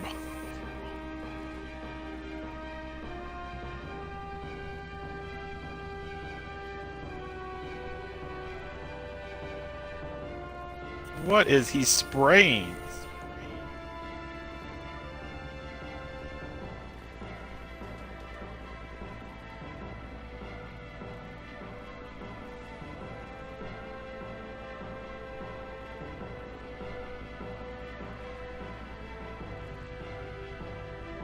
God Christ, what was that? Oof. Alright, well, they're all dead. So, I thought this was a safe area, and I wandered right into Assholeville. Was a terrible surprise for me, and it prevented me from talking to you guys. So, anywho, so we've both a certain love for horror. Count Eisen and myself. And I have to say that our loves definitely go in different directions.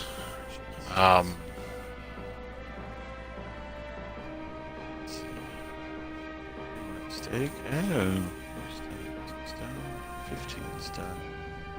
Back 10, stamina, 35, 30. Get rid of that shit steak though, and use the new one. Okie dokie. Learned a thing.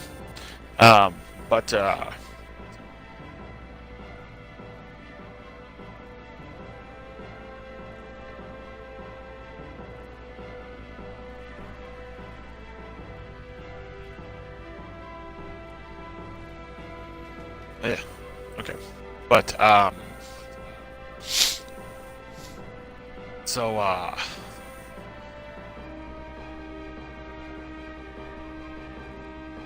my God, my brain is just...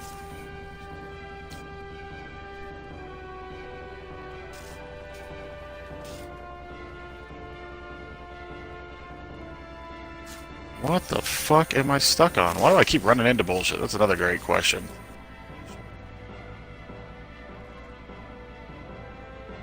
Okay.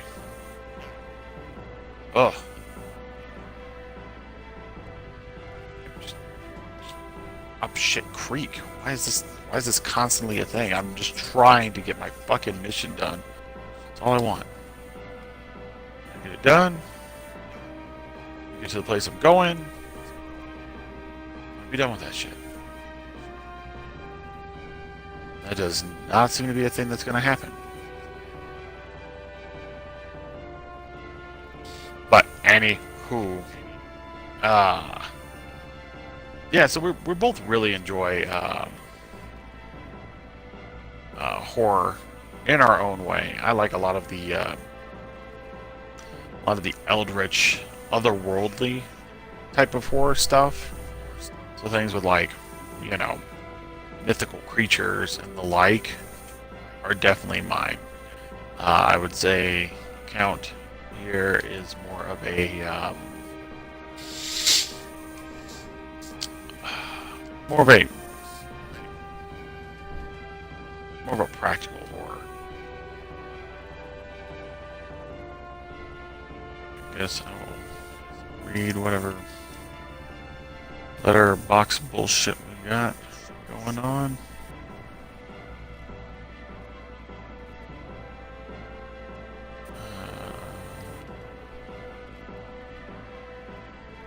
Don't have access to it. Need to heal the people in this fucking area because they are just shit. But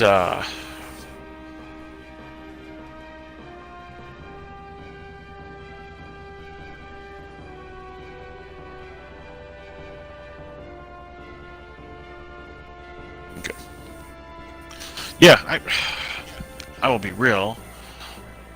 Not 100% on what to talk about. Like,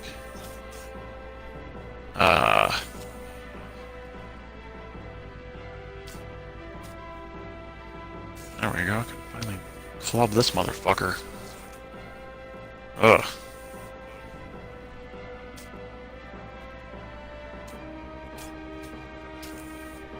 Did not mean to murder him, but you know what? Best laid plans. Yeah, so I'm pretty terrible at this. Like, I don't really have a topic, so it's kind of hard for me to, like, think of what exactly I should be saying, or I should try to say. Like, I'm just not good at this, clearly. I actually feel kind of bad for not knowing anything to talk about with you guys. Like, but we both enjoy horror quite a bit. This is, of course, why we chose the name, The Audience of Eldritch, because Eldritch, you know, being mostly like Cthulhu-inspired things. We're both a pretty big fan of that stuff. But this is also why we're playing through the Resident Evil series. So, Resident Evil, until recently, has been something I have not fucked with. The simple fact that it kind of spookies the shit out of me. I'll be 100% honest. I am not like the best with the spooky shit at all. So it's watching him play through it, there are things I do know about the Resident Evil series. But there's a lot that I don't know about the Resident Evil series as well. So I guess it's an interesting trip for the both of us.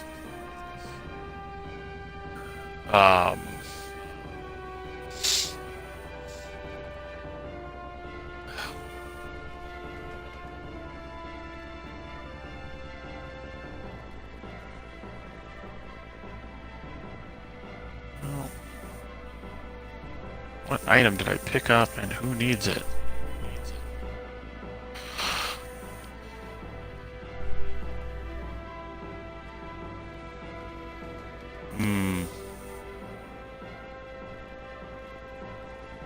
Oh, it's those shitty ass merchants that are just arguing. Where are those bastards at?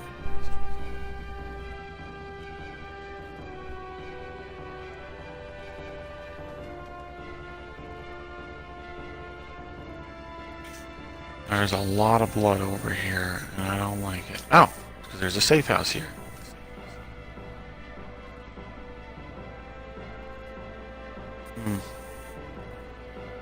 I'll get a safe house key to that at some point. I know you guys don't know what's going on. I am playing Vampire, which is set in the 1800s,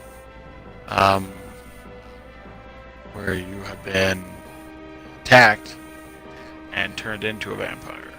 You don't know by whom or any of that. So it's a really interesting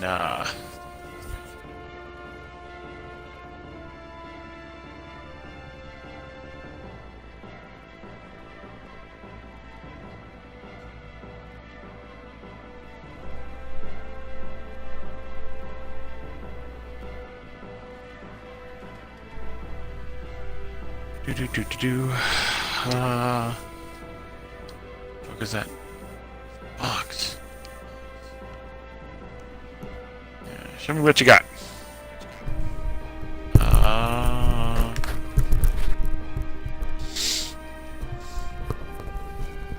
do apologize for that, guys. Let's break down the components. No, The war was entertaining enough as I was absent for a bit. It was literally me apologizing for not knowing what to talk about, and then talking about what I'm playing and the things that we enjoy horror-wise.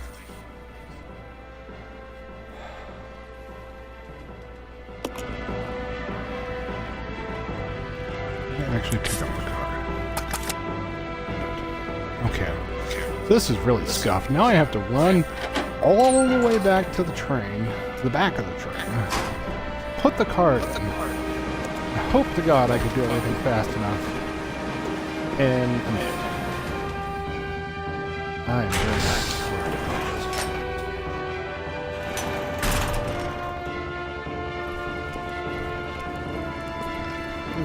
10% my fault. I'm not going to fault for doing it anyway. No, I don't want you to be there. No way. Let's see.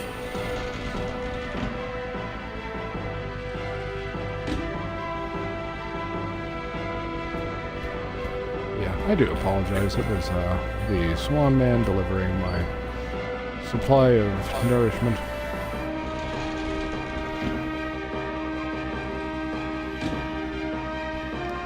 Supplies, he was coming today.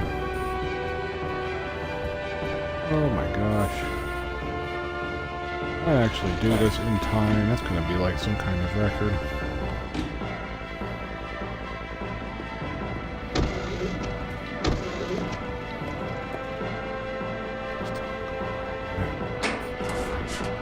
The right way. Ooh, no. I hate timed aspects in games, guys, so much. Oh god. And they give you plenty of time too. I get goofed so hard. Let's see. Is anything done? It kind of stops. Different things. Transition through. What do you mean I don't need to use it now? To point basically at it? Yes, do it.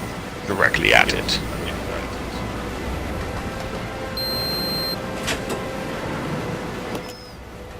Oh no, it's a math puzzle. Oh no. Oh no.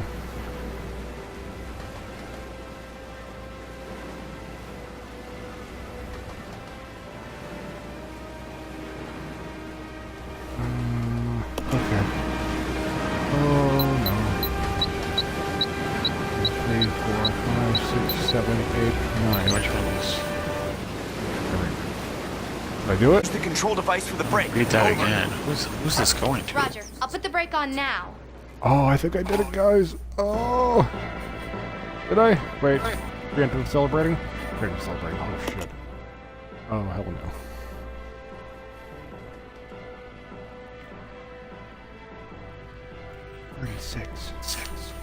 Speaking 36. Mean. 3 9 times 9. 1, 2, 3, 4, 5, 6, 7, 8, 9, 1. Did I do it? Is that right? Yes? Yes. Okay. Oh! Oh, I hate that so much, guys. Oh, we did it. Oh my god. I think that was 12 seconds. Oh, man.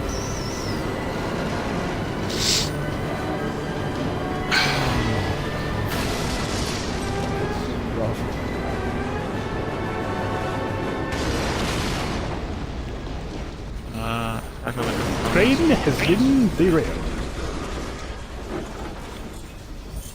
All right. That is my sanity. I fucked around long enough. I need to go in here now. Oh my goodness.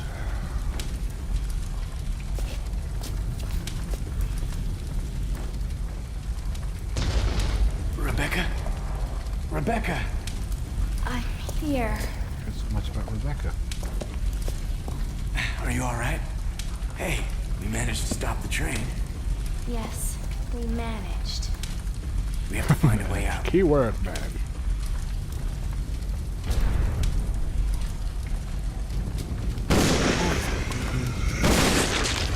There's less auto aiming, like a pro. I don't have to move.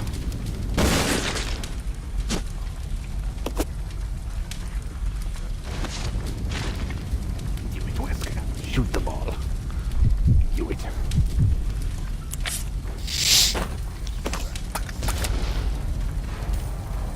He is far more of an efficient killer than I am. Do I need the hook shot anymore? That was exclusively as train. I don't remember. I don't remember. Oh, it's been too long. I feel like it was a train. It just exploded in the background. Thank you, game.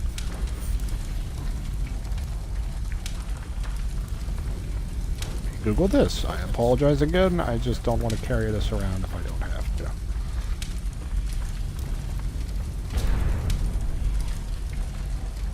Okay, I can carry it around. Far easier research than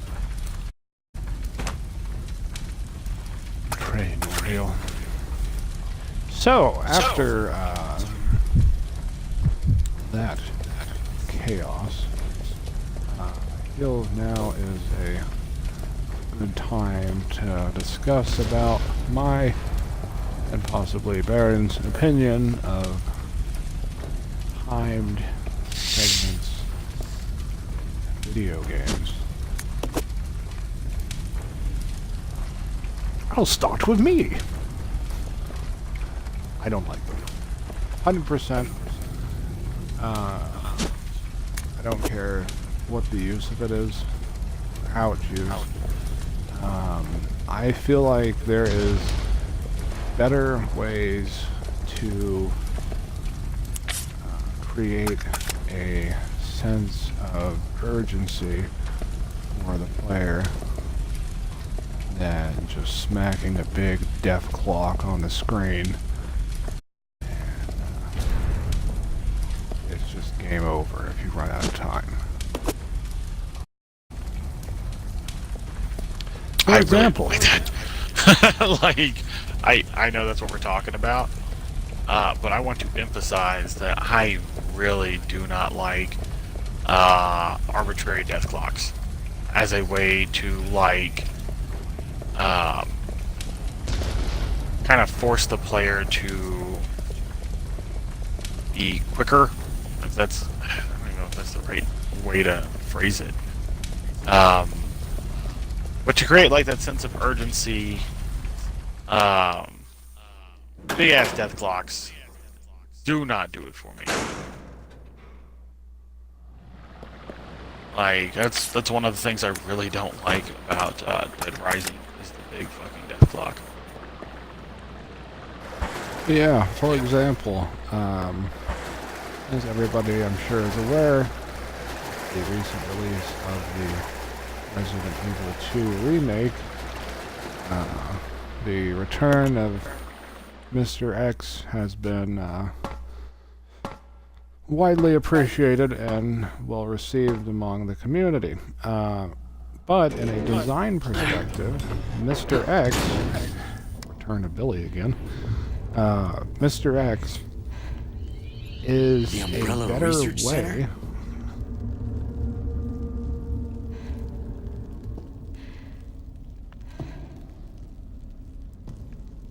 Sorry, I'm just gonna let this some more play out before I finish my thought. The first general manager, Dr. James Marcus. Who on earth are those people? She's just a rookie, a member of STARS. What about the male? I'm unfamiliar with him. Attention. This is Dr. Marcus. Please be silent as we reflect upon our company motto. Obedience breeds discipline. Discipline breeds unity. Unity breeds power. Power is life. Who are you? It was I who scattered the T-virus in the mansion. Needless to say, I contaminated the train, too. What? Revenge. On Umbrella. And back to our local opera.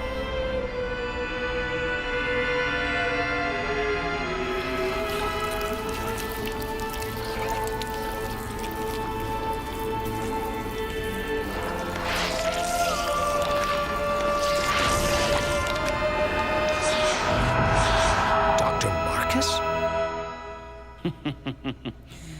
10 years ago, Dr. Marcus was murdered by Umbrella. You helped them, didn't you?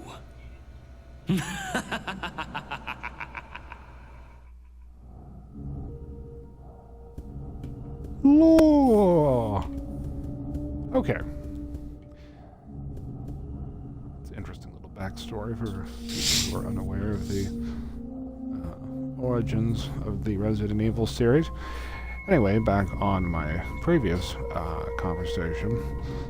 So, Mr. X is a great example of not using a death clock as a way to force a sense of urgency onto the player. Obviously, there's no timer when Mr. X appears by any means, but he does create a sense of urgency, and this applies to Nemesis as well from the third game. He does create a sense of urgency in the fact that a giant hulking death machine is marching his way towards you, and every aspect of him wants to destroy you without a shadow of a doubt, and you cannot stop him. But you can avoid him. He's not a death clock, but he does create urgency. He's that. There's a lot that I've seen that are like that are just very well done. Like things that don't have to necessarily be like a number, like an arbitrary number that if you do not fucking reach that number in time, you are shit out of luck.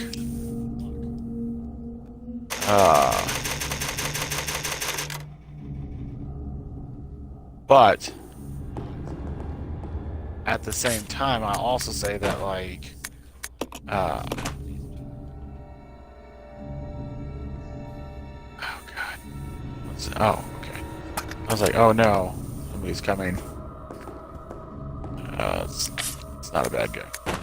But like with Alien Isolation, I feel like that was a really good use of the alien. Yes, another perfect example. Granted, I could go on about how the concept of hide-and-seek horror games is a bit flawed, but I think that would be another 3 hours in itself. It would be.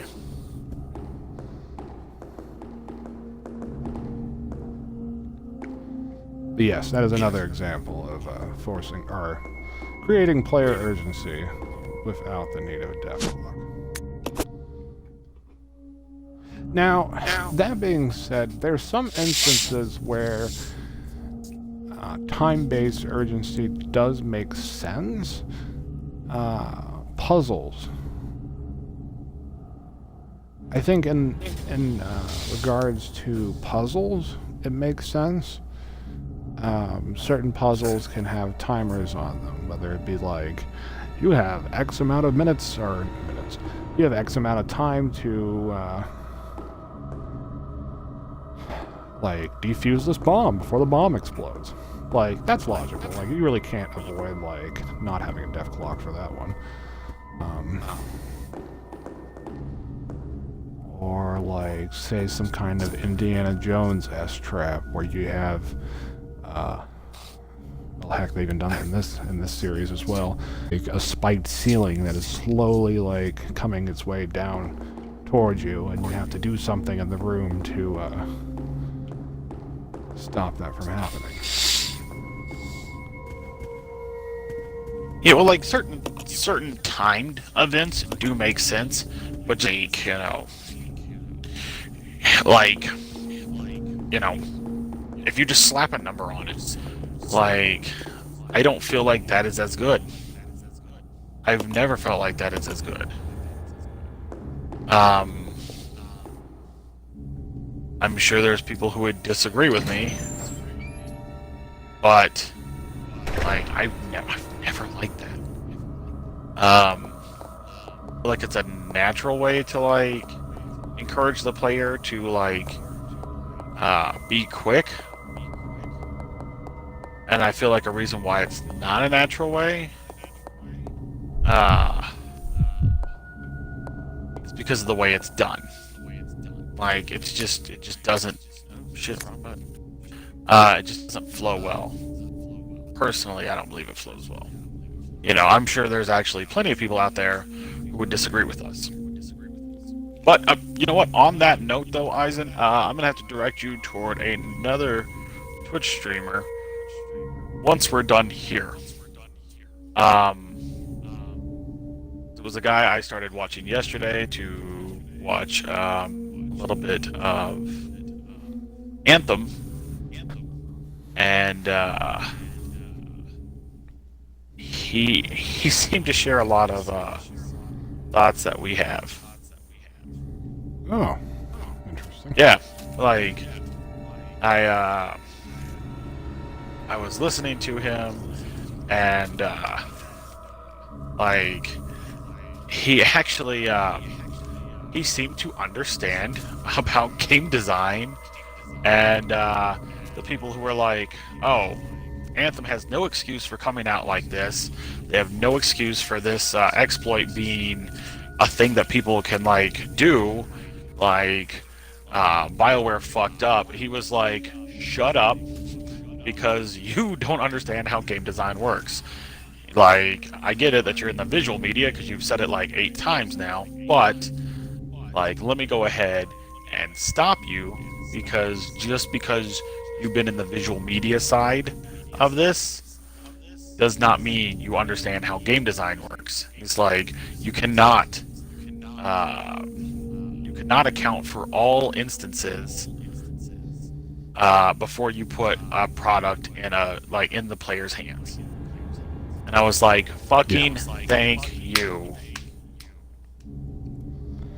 So, right. You saying that reminded me, and this is probably good to lay this down now as a precedent for future episodes I do of this. A little background on both me and the Baron. I personally am a game design graduate from Full Sail University. I have made one RPG Maker game. I will not say what name it is or where to find it. It is best left unearthed. But I made it. I had worked in a voluntary... what's the word I'm looking for? It wasn't voluntary. It wasn't volunteer. We were working under a contract. If this is the same thing where we were both working. Yes. We were working under a contract at our pay was directly relative to the amount of copies sold. So we were working essentially on commission. That's the right. Is that the word? Yeah. But yeah, we worked for a company called Apotheosis LLC. I think I had LLC at the end of it. I could be wrong though. No, it was Apotheosis LLC. And pretty sure all the NDA stuff is invalid now, right? Like, we can't talk about the stuff, right? I would say so. It's been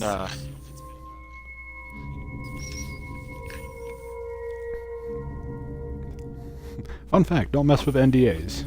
Unless you're sure, don't.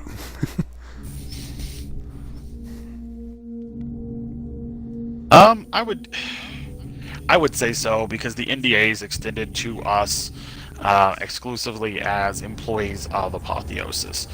And since Apotheosis is no longer a functioning company, I would say that the NDAs are void.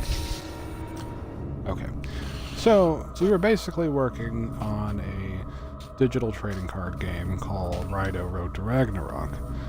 I was the lead game designer. I wasn't initially the lead game designer, but after some employee shifting, I became the lead game designer.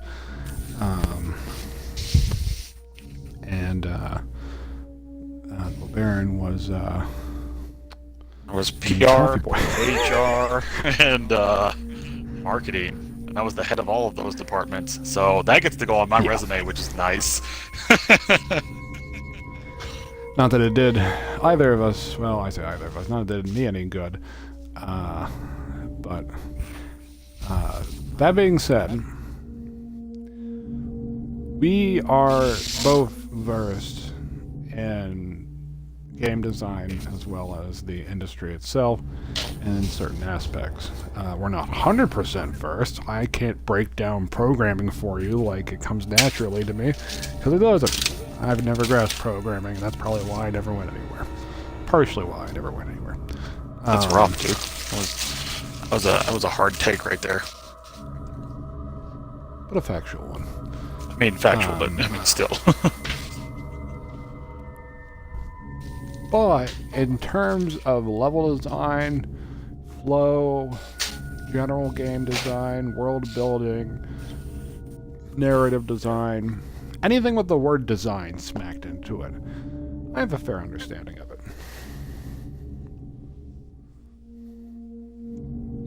And Baron does as well. Yeah, well toward as the more of the PR end of things. How to sell your game, and how not to sell your game. How not to sell your game. Like, a lot of my job was, believe it or not, PR and marketing. Those were the main two. I was the one who actually set up appearances, booked us at cons, which I actually booked. I booked 3 cons before the plug was pulled. And then I had to call and be like, yo, we're not taking that booth. Yeah, QuasiCon, Galaxy Fest, and Color Springs Comic Con. I was like, you know what, guys? It's not happening.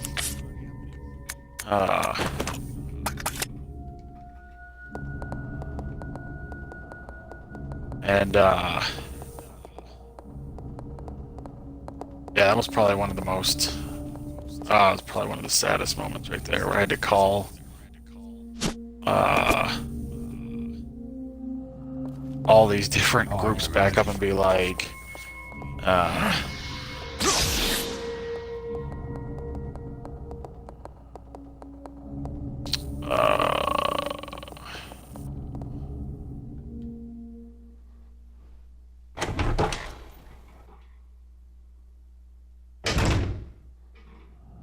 but Hey, yeah, my brain just shut down. Yeah, I called it a sad shit moment. But yeah, so interacting with the community, booking appearances,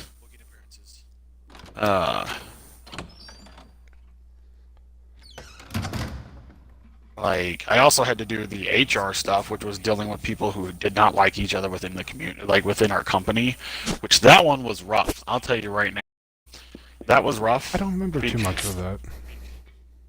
To be honest.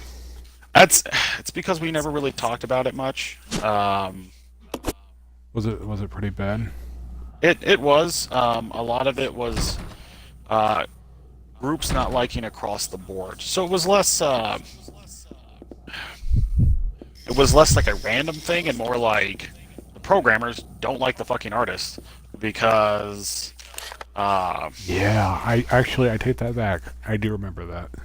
Yeah, it was like the programmers don't like the artists because of this arbitrary ass reason, and the artists don't like the game designers because the game designers will talk about a feature or talk about a thing that's not like real, and then the artists have to make it. I think the only one I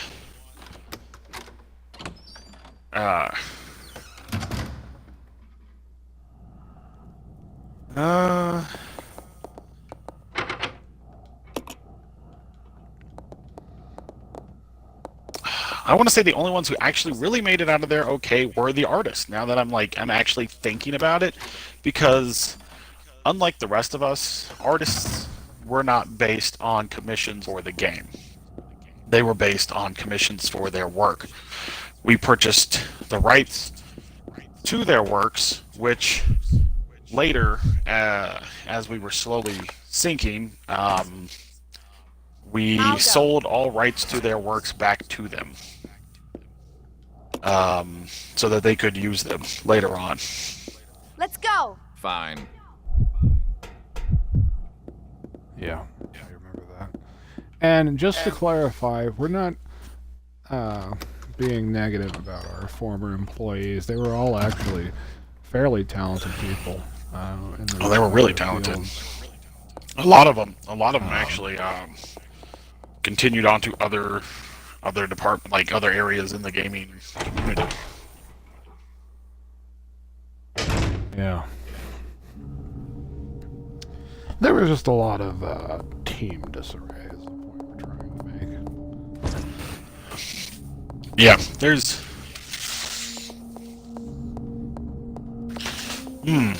Hold on, Eisen. I will be right back. Yeah, the point of this conversation is to basically say that throughout this series, we will more than likely, almost if not every time, touch upon things that are going on in the game industry, game design related topics, you name it, like anything across the board. And we're not going to say we're experts by any means. We're definitely not. But we do have some understanding of what we're talking about. But that being said, anyone is welcome to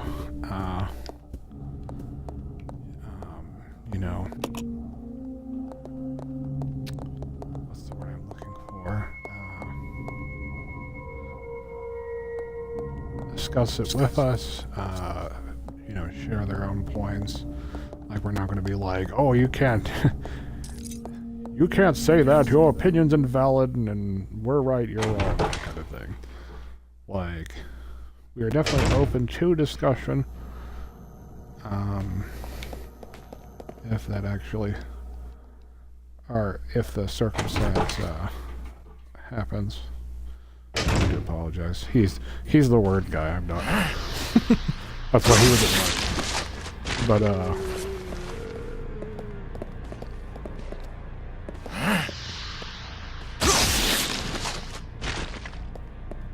But yeah, we're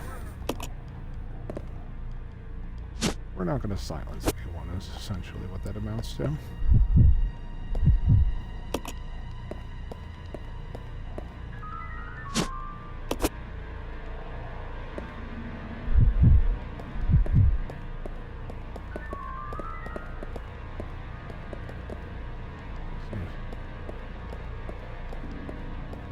Gimme. That's a shot. I'm gonna assume that's better than the hunting rifle, so.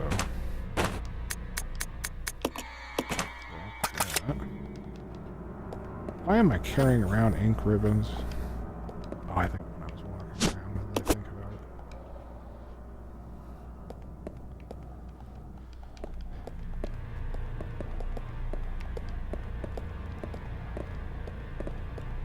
That leads to the balcony. It may not need to be up here, but we'll see what happens.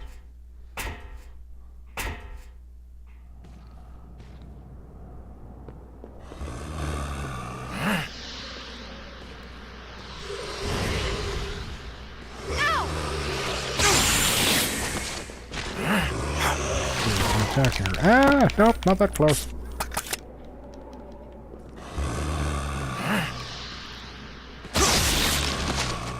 Boop. Boop. I like to point out, in case somebody did not know this is not a... Well, actually, I guess I kind of made this point already, but I guess it's more a reiteration. But this is not the canonical, like, Resident Evil 0 story. I am playing the Wesker mode, which is something extra they added to the remake. So if it seems weird that Resident Evil 5 era Wesker is running around, like, blasting people's heads off, or zombies' heads off. That's because it is weird, and not even remotely a normal thing, but it's one of the things you can do in this mode. What is that? The thing? Nope, it's just very shiny. Where does this door lead to?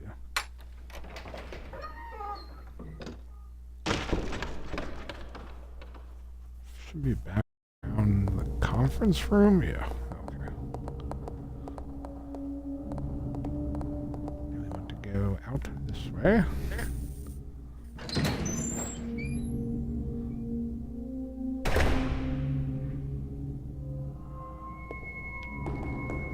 And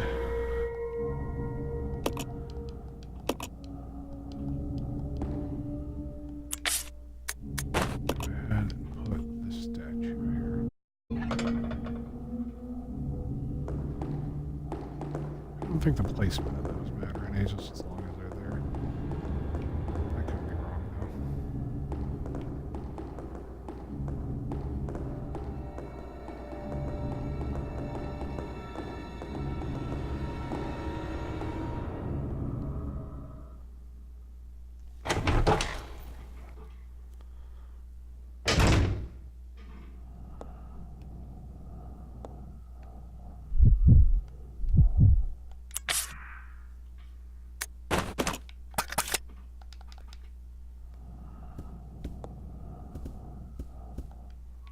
What does this say?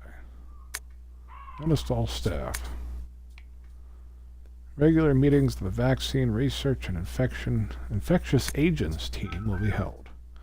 Both meetings are security level 5 and will be held in the following locations. First floor, West Operations Control Room.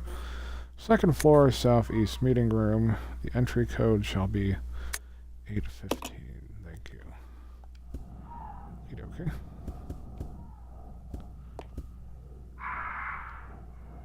What's this?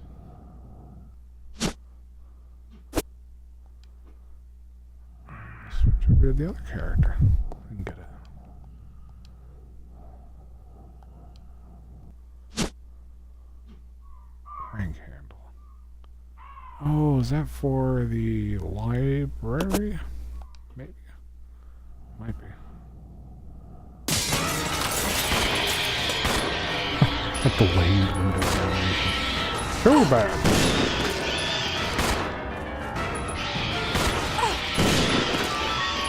Don't worry about my ammo usage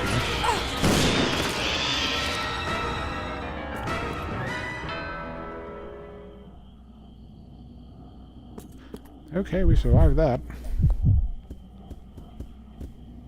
Damn crows. Painting a horse galloping across the land. Go to here. Go ahead and leave.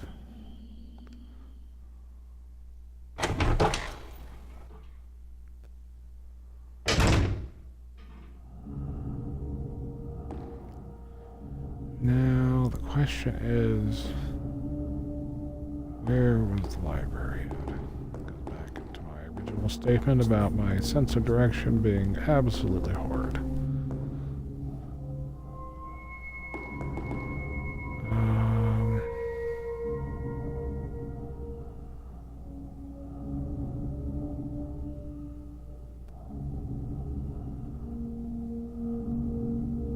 Was it downstairs?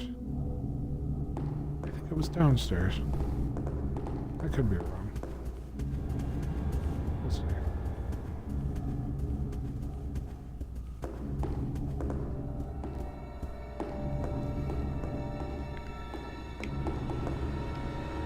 I feel like it was downstairs.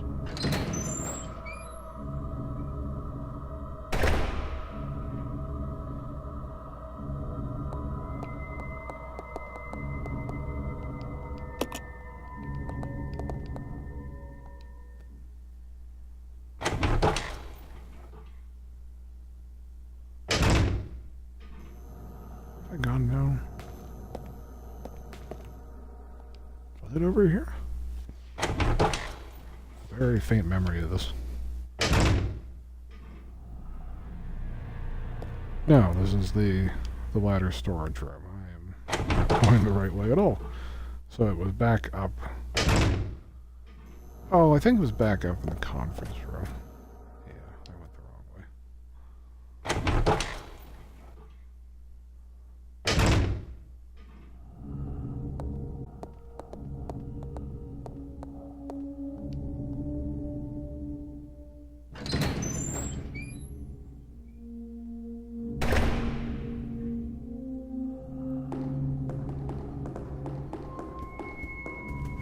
Back up this way.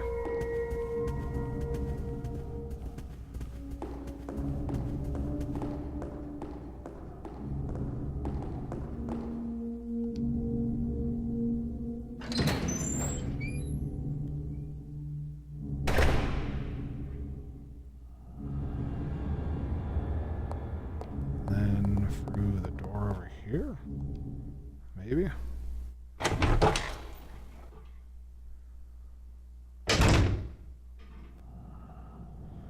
Okay.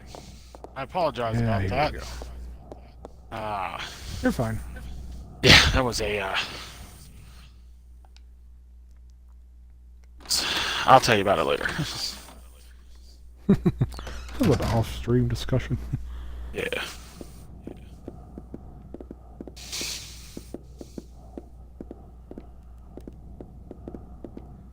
Yeah, I pretty much wrapped up what we were talking about and just kind of set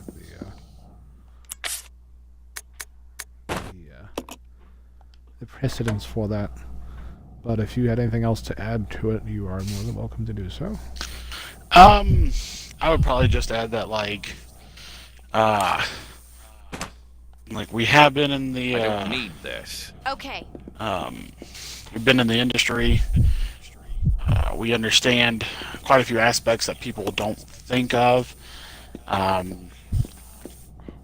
We Come on. we have a more forgiving view on the way things work because we know how things work. This isn't your mod where you can slap it over pre-made stuff and everything works fine. That's not how this world works.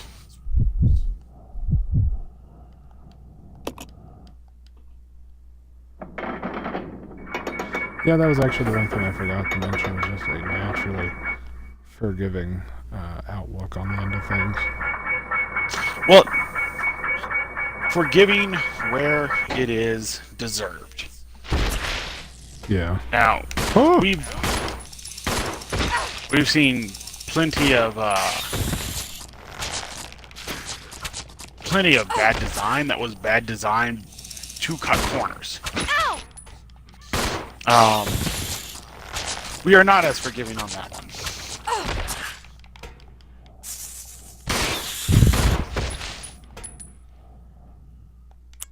Well, that went poorly.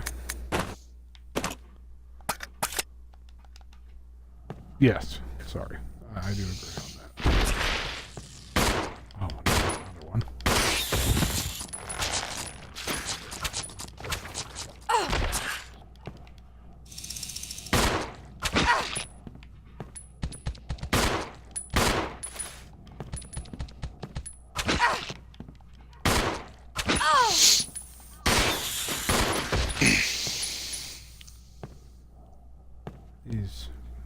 These pests were the bane of my Leech Hunter mode. I had to actually kill one with a knife. I had run out of ammo. It was not a pleasant time to be had. But yes, as all that being said, as I reiterated earlier, although we are forgiving of certain things, we are not experts by any means. Do we know more than usual? Yes, but we are not experts. So, as always, or as I said before, feel free to discuss, debate, however you want to word it, with us, as long as it's in a reasonable and logical manner.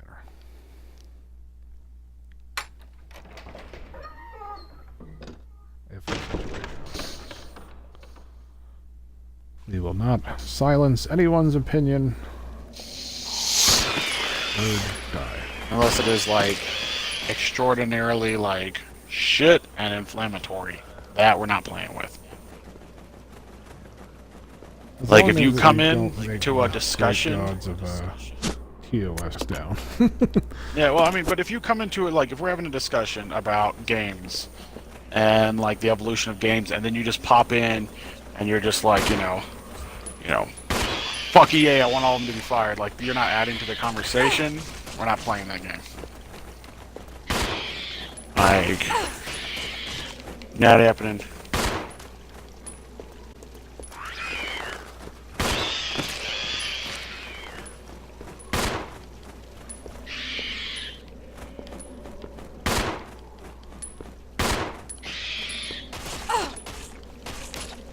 Let me point out, it probably was not wise of me to shoot the bird right out the gate, but I just wanted to.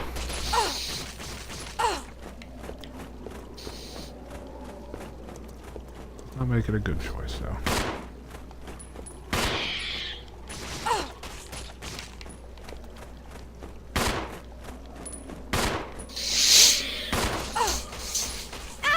He is not getting in my line of sight either. Now he is. Good, they're all dead.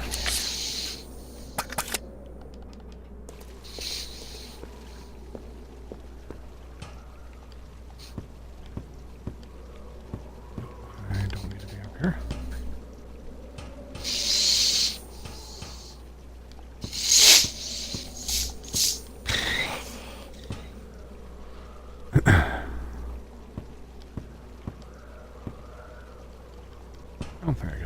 I think I need Billy West to move that for me.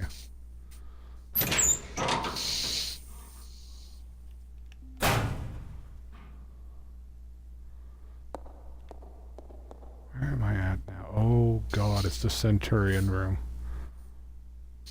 Oh no. Do I want to be in here?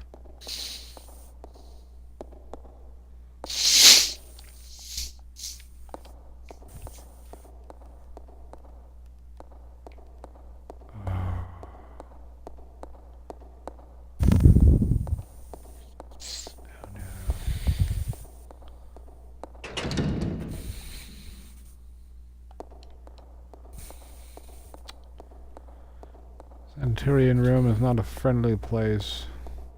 You may not know that now, but you will find out later why.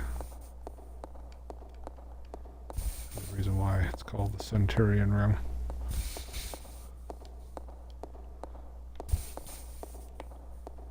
Down to the stairs or ladder. I hope I won't regret that decision.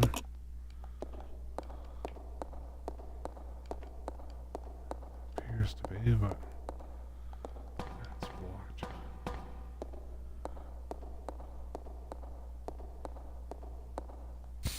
What am I doing here?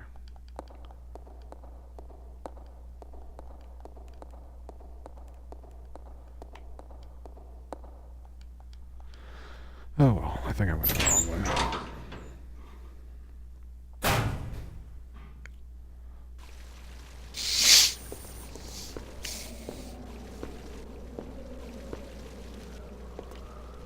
Yep. Fixed camera angles are fine and all, but sometimes it is so hard to reorientate like where you're going.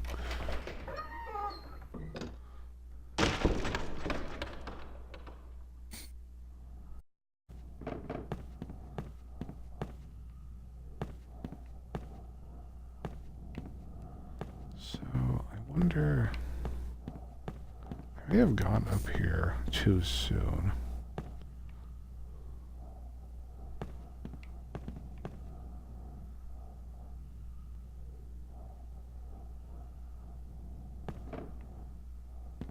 Yeah, I think I'm gonna go back down. I don't think I need to be up here right now.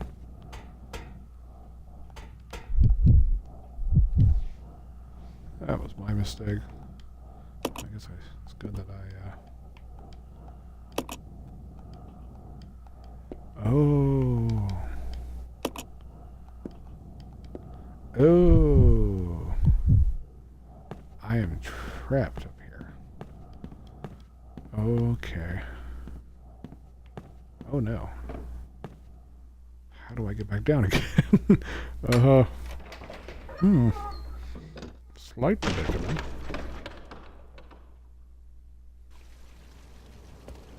For some reason I thought that would work even after using it. I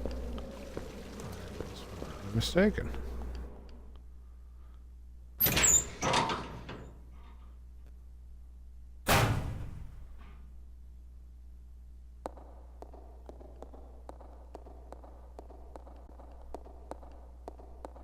Slight side note as my cohort disappears in silence. Sorry, I got a text message. You know I can't talk and write. I'm a jackass. Yeah. Originally, my idea for this series was to start off with R2's words. Was to stream Silent Hill, the Silent Hill HD collection. In retrospect, I am glad I didn't go through with that, because unfortunately the HD collection is rather barren. I see what you did there. I don't know why that's the word of the day, but like, I didn't mean it the second time. Oh god. I didn't mean it the second time.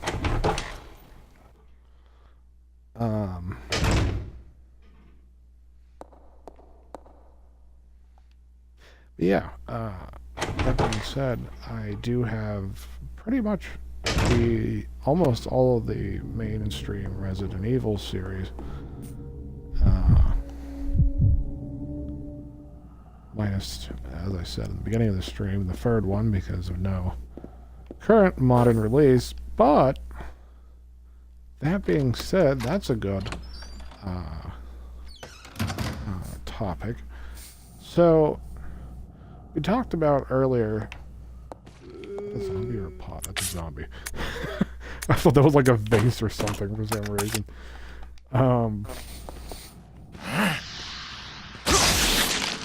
We talked about earlier how the fan base for this series is a bit finicky, and they don't really like change, like at all. That being said, when the Resident Evil 2 remake came out, it was an absolute success. For two simple reasons, and I hate to simplify it, but like, it's just how it is. One, it's something old with a new coat of paint, and I know. Come on! I know for a fact they like that. I say they, the community.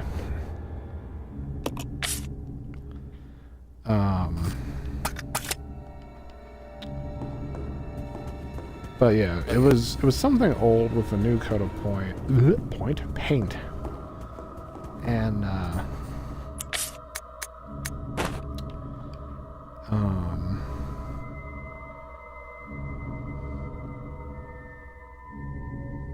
like it basically, for all extents and purposes, didn't change anything up, and the fan base loved it. And to pretty much sum it up, Capcom noticed that the fan base loved it, and they are more than likely, if not, going to make a remake for the third game in the same vein that they did with the second. Hopefully they do, because then we would finally get the third game. Yeah.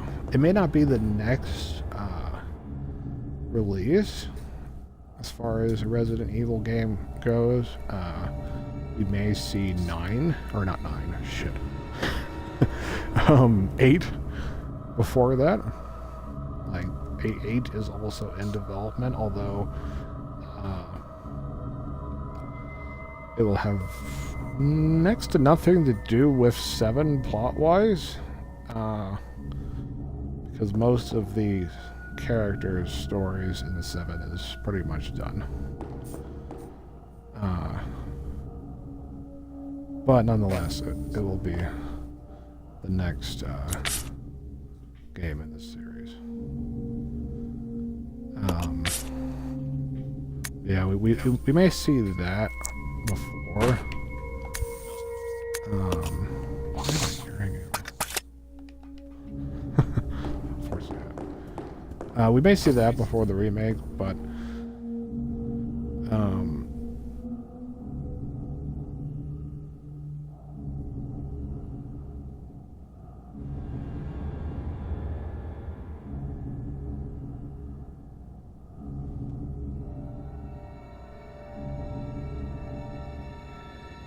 lost my train of thought.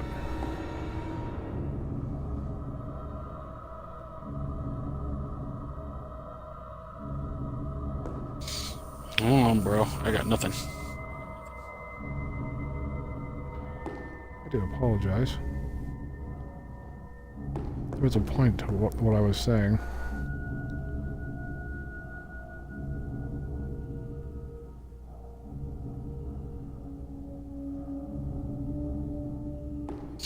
Oh, I remember now. The community and how it's shitty.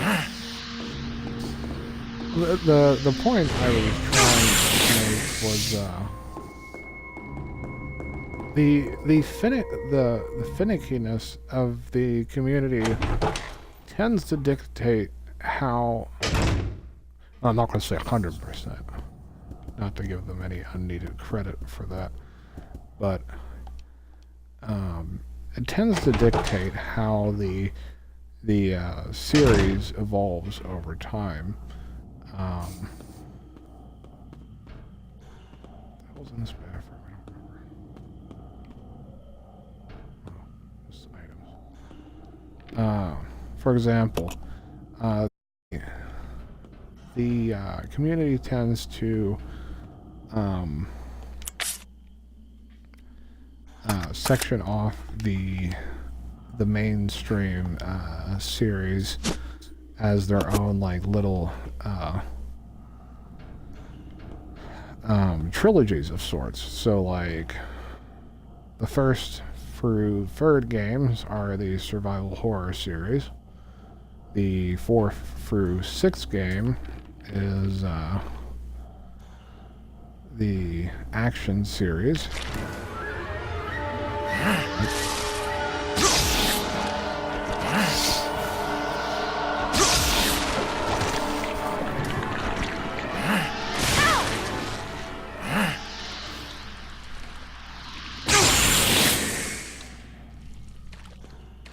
Oh, it's a mimicry. I was wondering what happened.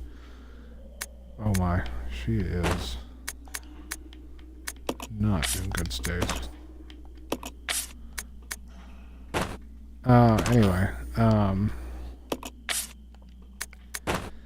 and the seventh game, I don't really know if the community has established a phrase, or not a phrase, but like a sort of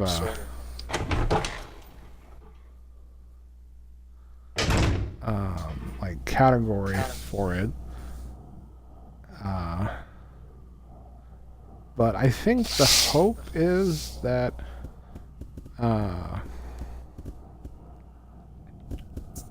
Capcom will continue to make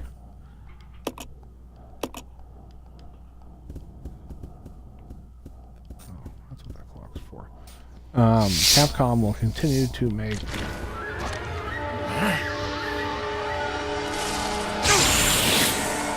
games similar to 7.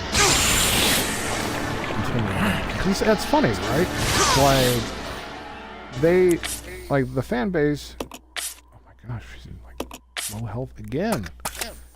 The fan base doesn't like change, but they loved 7. Everybody loved 7, and you would think that would be strange, but I understand why they were okay with it, despite it being the first mainstream Resident Evil game to be in a first-person perspective.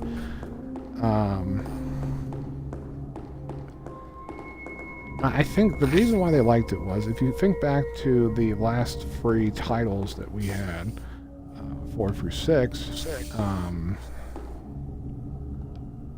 they were not traditional Resident Evil games. And now that kind of cycles on itself, because like 4 was well received as well, but that was hopefully different. But 5 and 6 was not well received, and I could go on forever about the ins and outs on that. But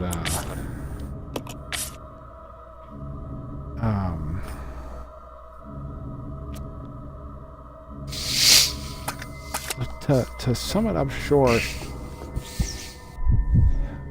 5 and 6 was not well received, and the community was getting tired of these very action-driven Resident Evil games, and they wanted a return to the horror roots that the series is known for. So, that being said, Capcom listened to them But at the same time,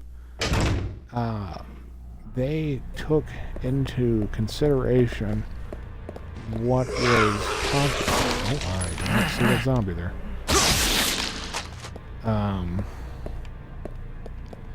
They took into consideration what was popular at the time, which was PT, and actually made a very visceral first-person Resident Evil game, but at the same time sticking to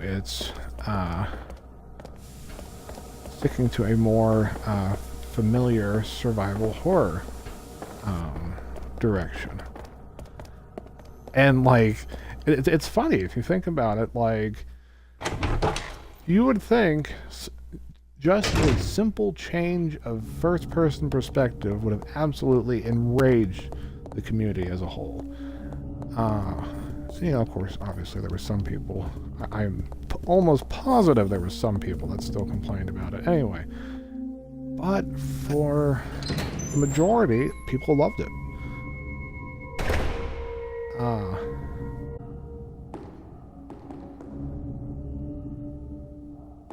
But it shows, oh, excuse me. It shows how, the community, in a sense, almost dictates how the series evolves. But at the same time, they're more, acceptive of changes than they think they are.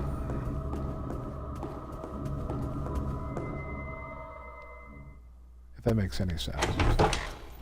It does. Like, a lot of the pushback that they've had with doing certain things is because they're like, I don't think it'll sell.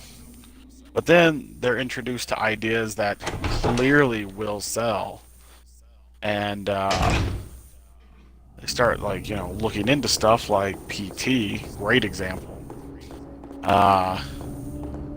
And then from PT, they can tell, like, oh, hey, people like, people like this first-person spoopy shit. Like, it's, it just goes to show companies that there are, there are more options out there than the one you've been going with for, like, the past, decade. Does that make sense? I know. Yeah.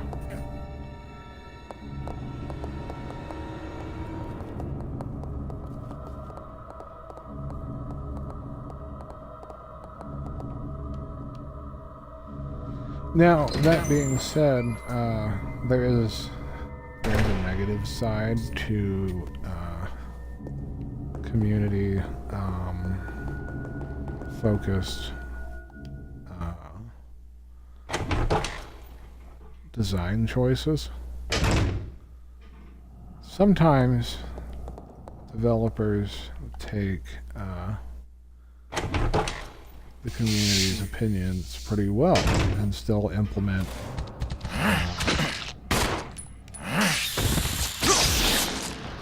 functional ideas. I'm dead. Shit, I knew that was coming.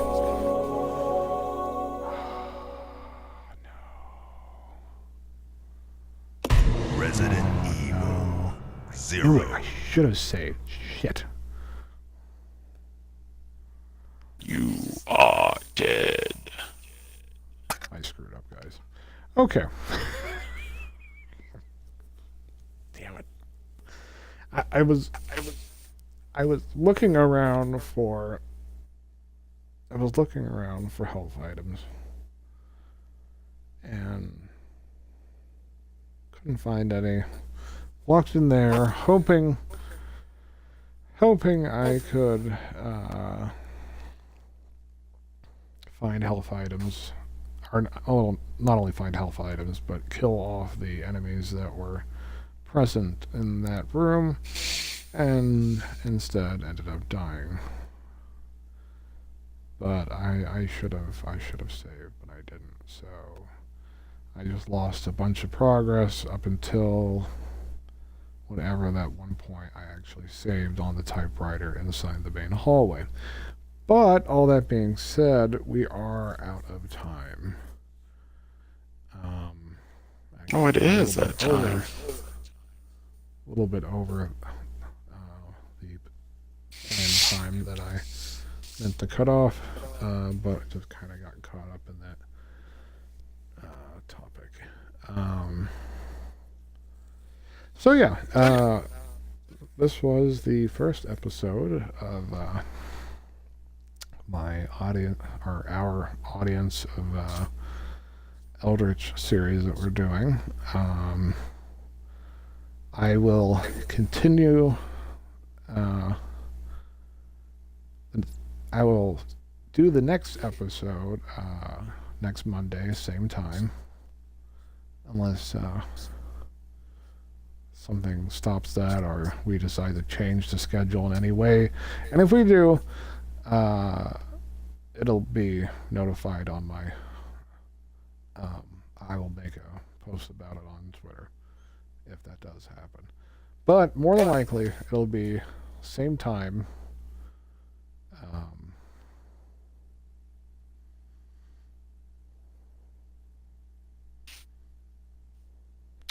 Sorry, I was doing time zones in my head there for a minute.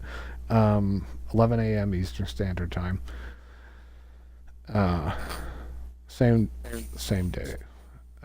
Next time we do it. And I may or may not try to get back to relatively where I was at. I don't know. It does depend. I do have another stream to do today as well. So I may not get around to it. I don't know. Hopefully it depends. But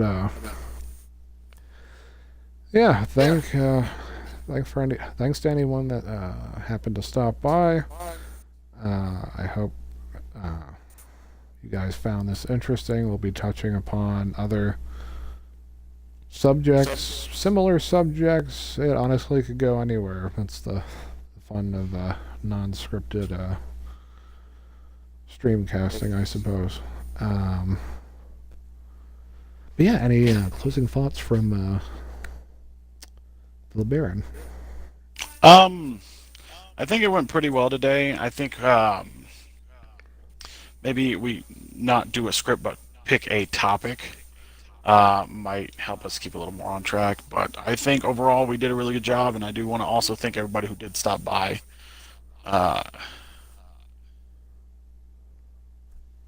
Like, you guys are great. If you liked what you saw, hit that follow button. If you really liked what you saw, hit that subscribe button. If you're a Twitch Prime user, oh wait, stop, I'm a liar. stop, I'm a fucking. stop. I'm a sorry. I'm a sorry. Don't mind him. He was doing his. That's my outro. Yeah, your outro for his channel. So yes, if you enjoyed what you were watching, feel free to follow. I tend to stream random indie games for about an hour each, or more, depending on if I'm enjoying the game. Feel free to follow the LeBaron as well on his Twitch channel, which is twitch.tv/DosLeBaron. He also does his own form of streamcasting called #76 Saturdays, where he discusses Fallout and its many intricacies. And actually, he plans on doing an episode soonish, I think. Next, right? like next tomorrow or the next day. Yeah. But yeah, that's about it. I've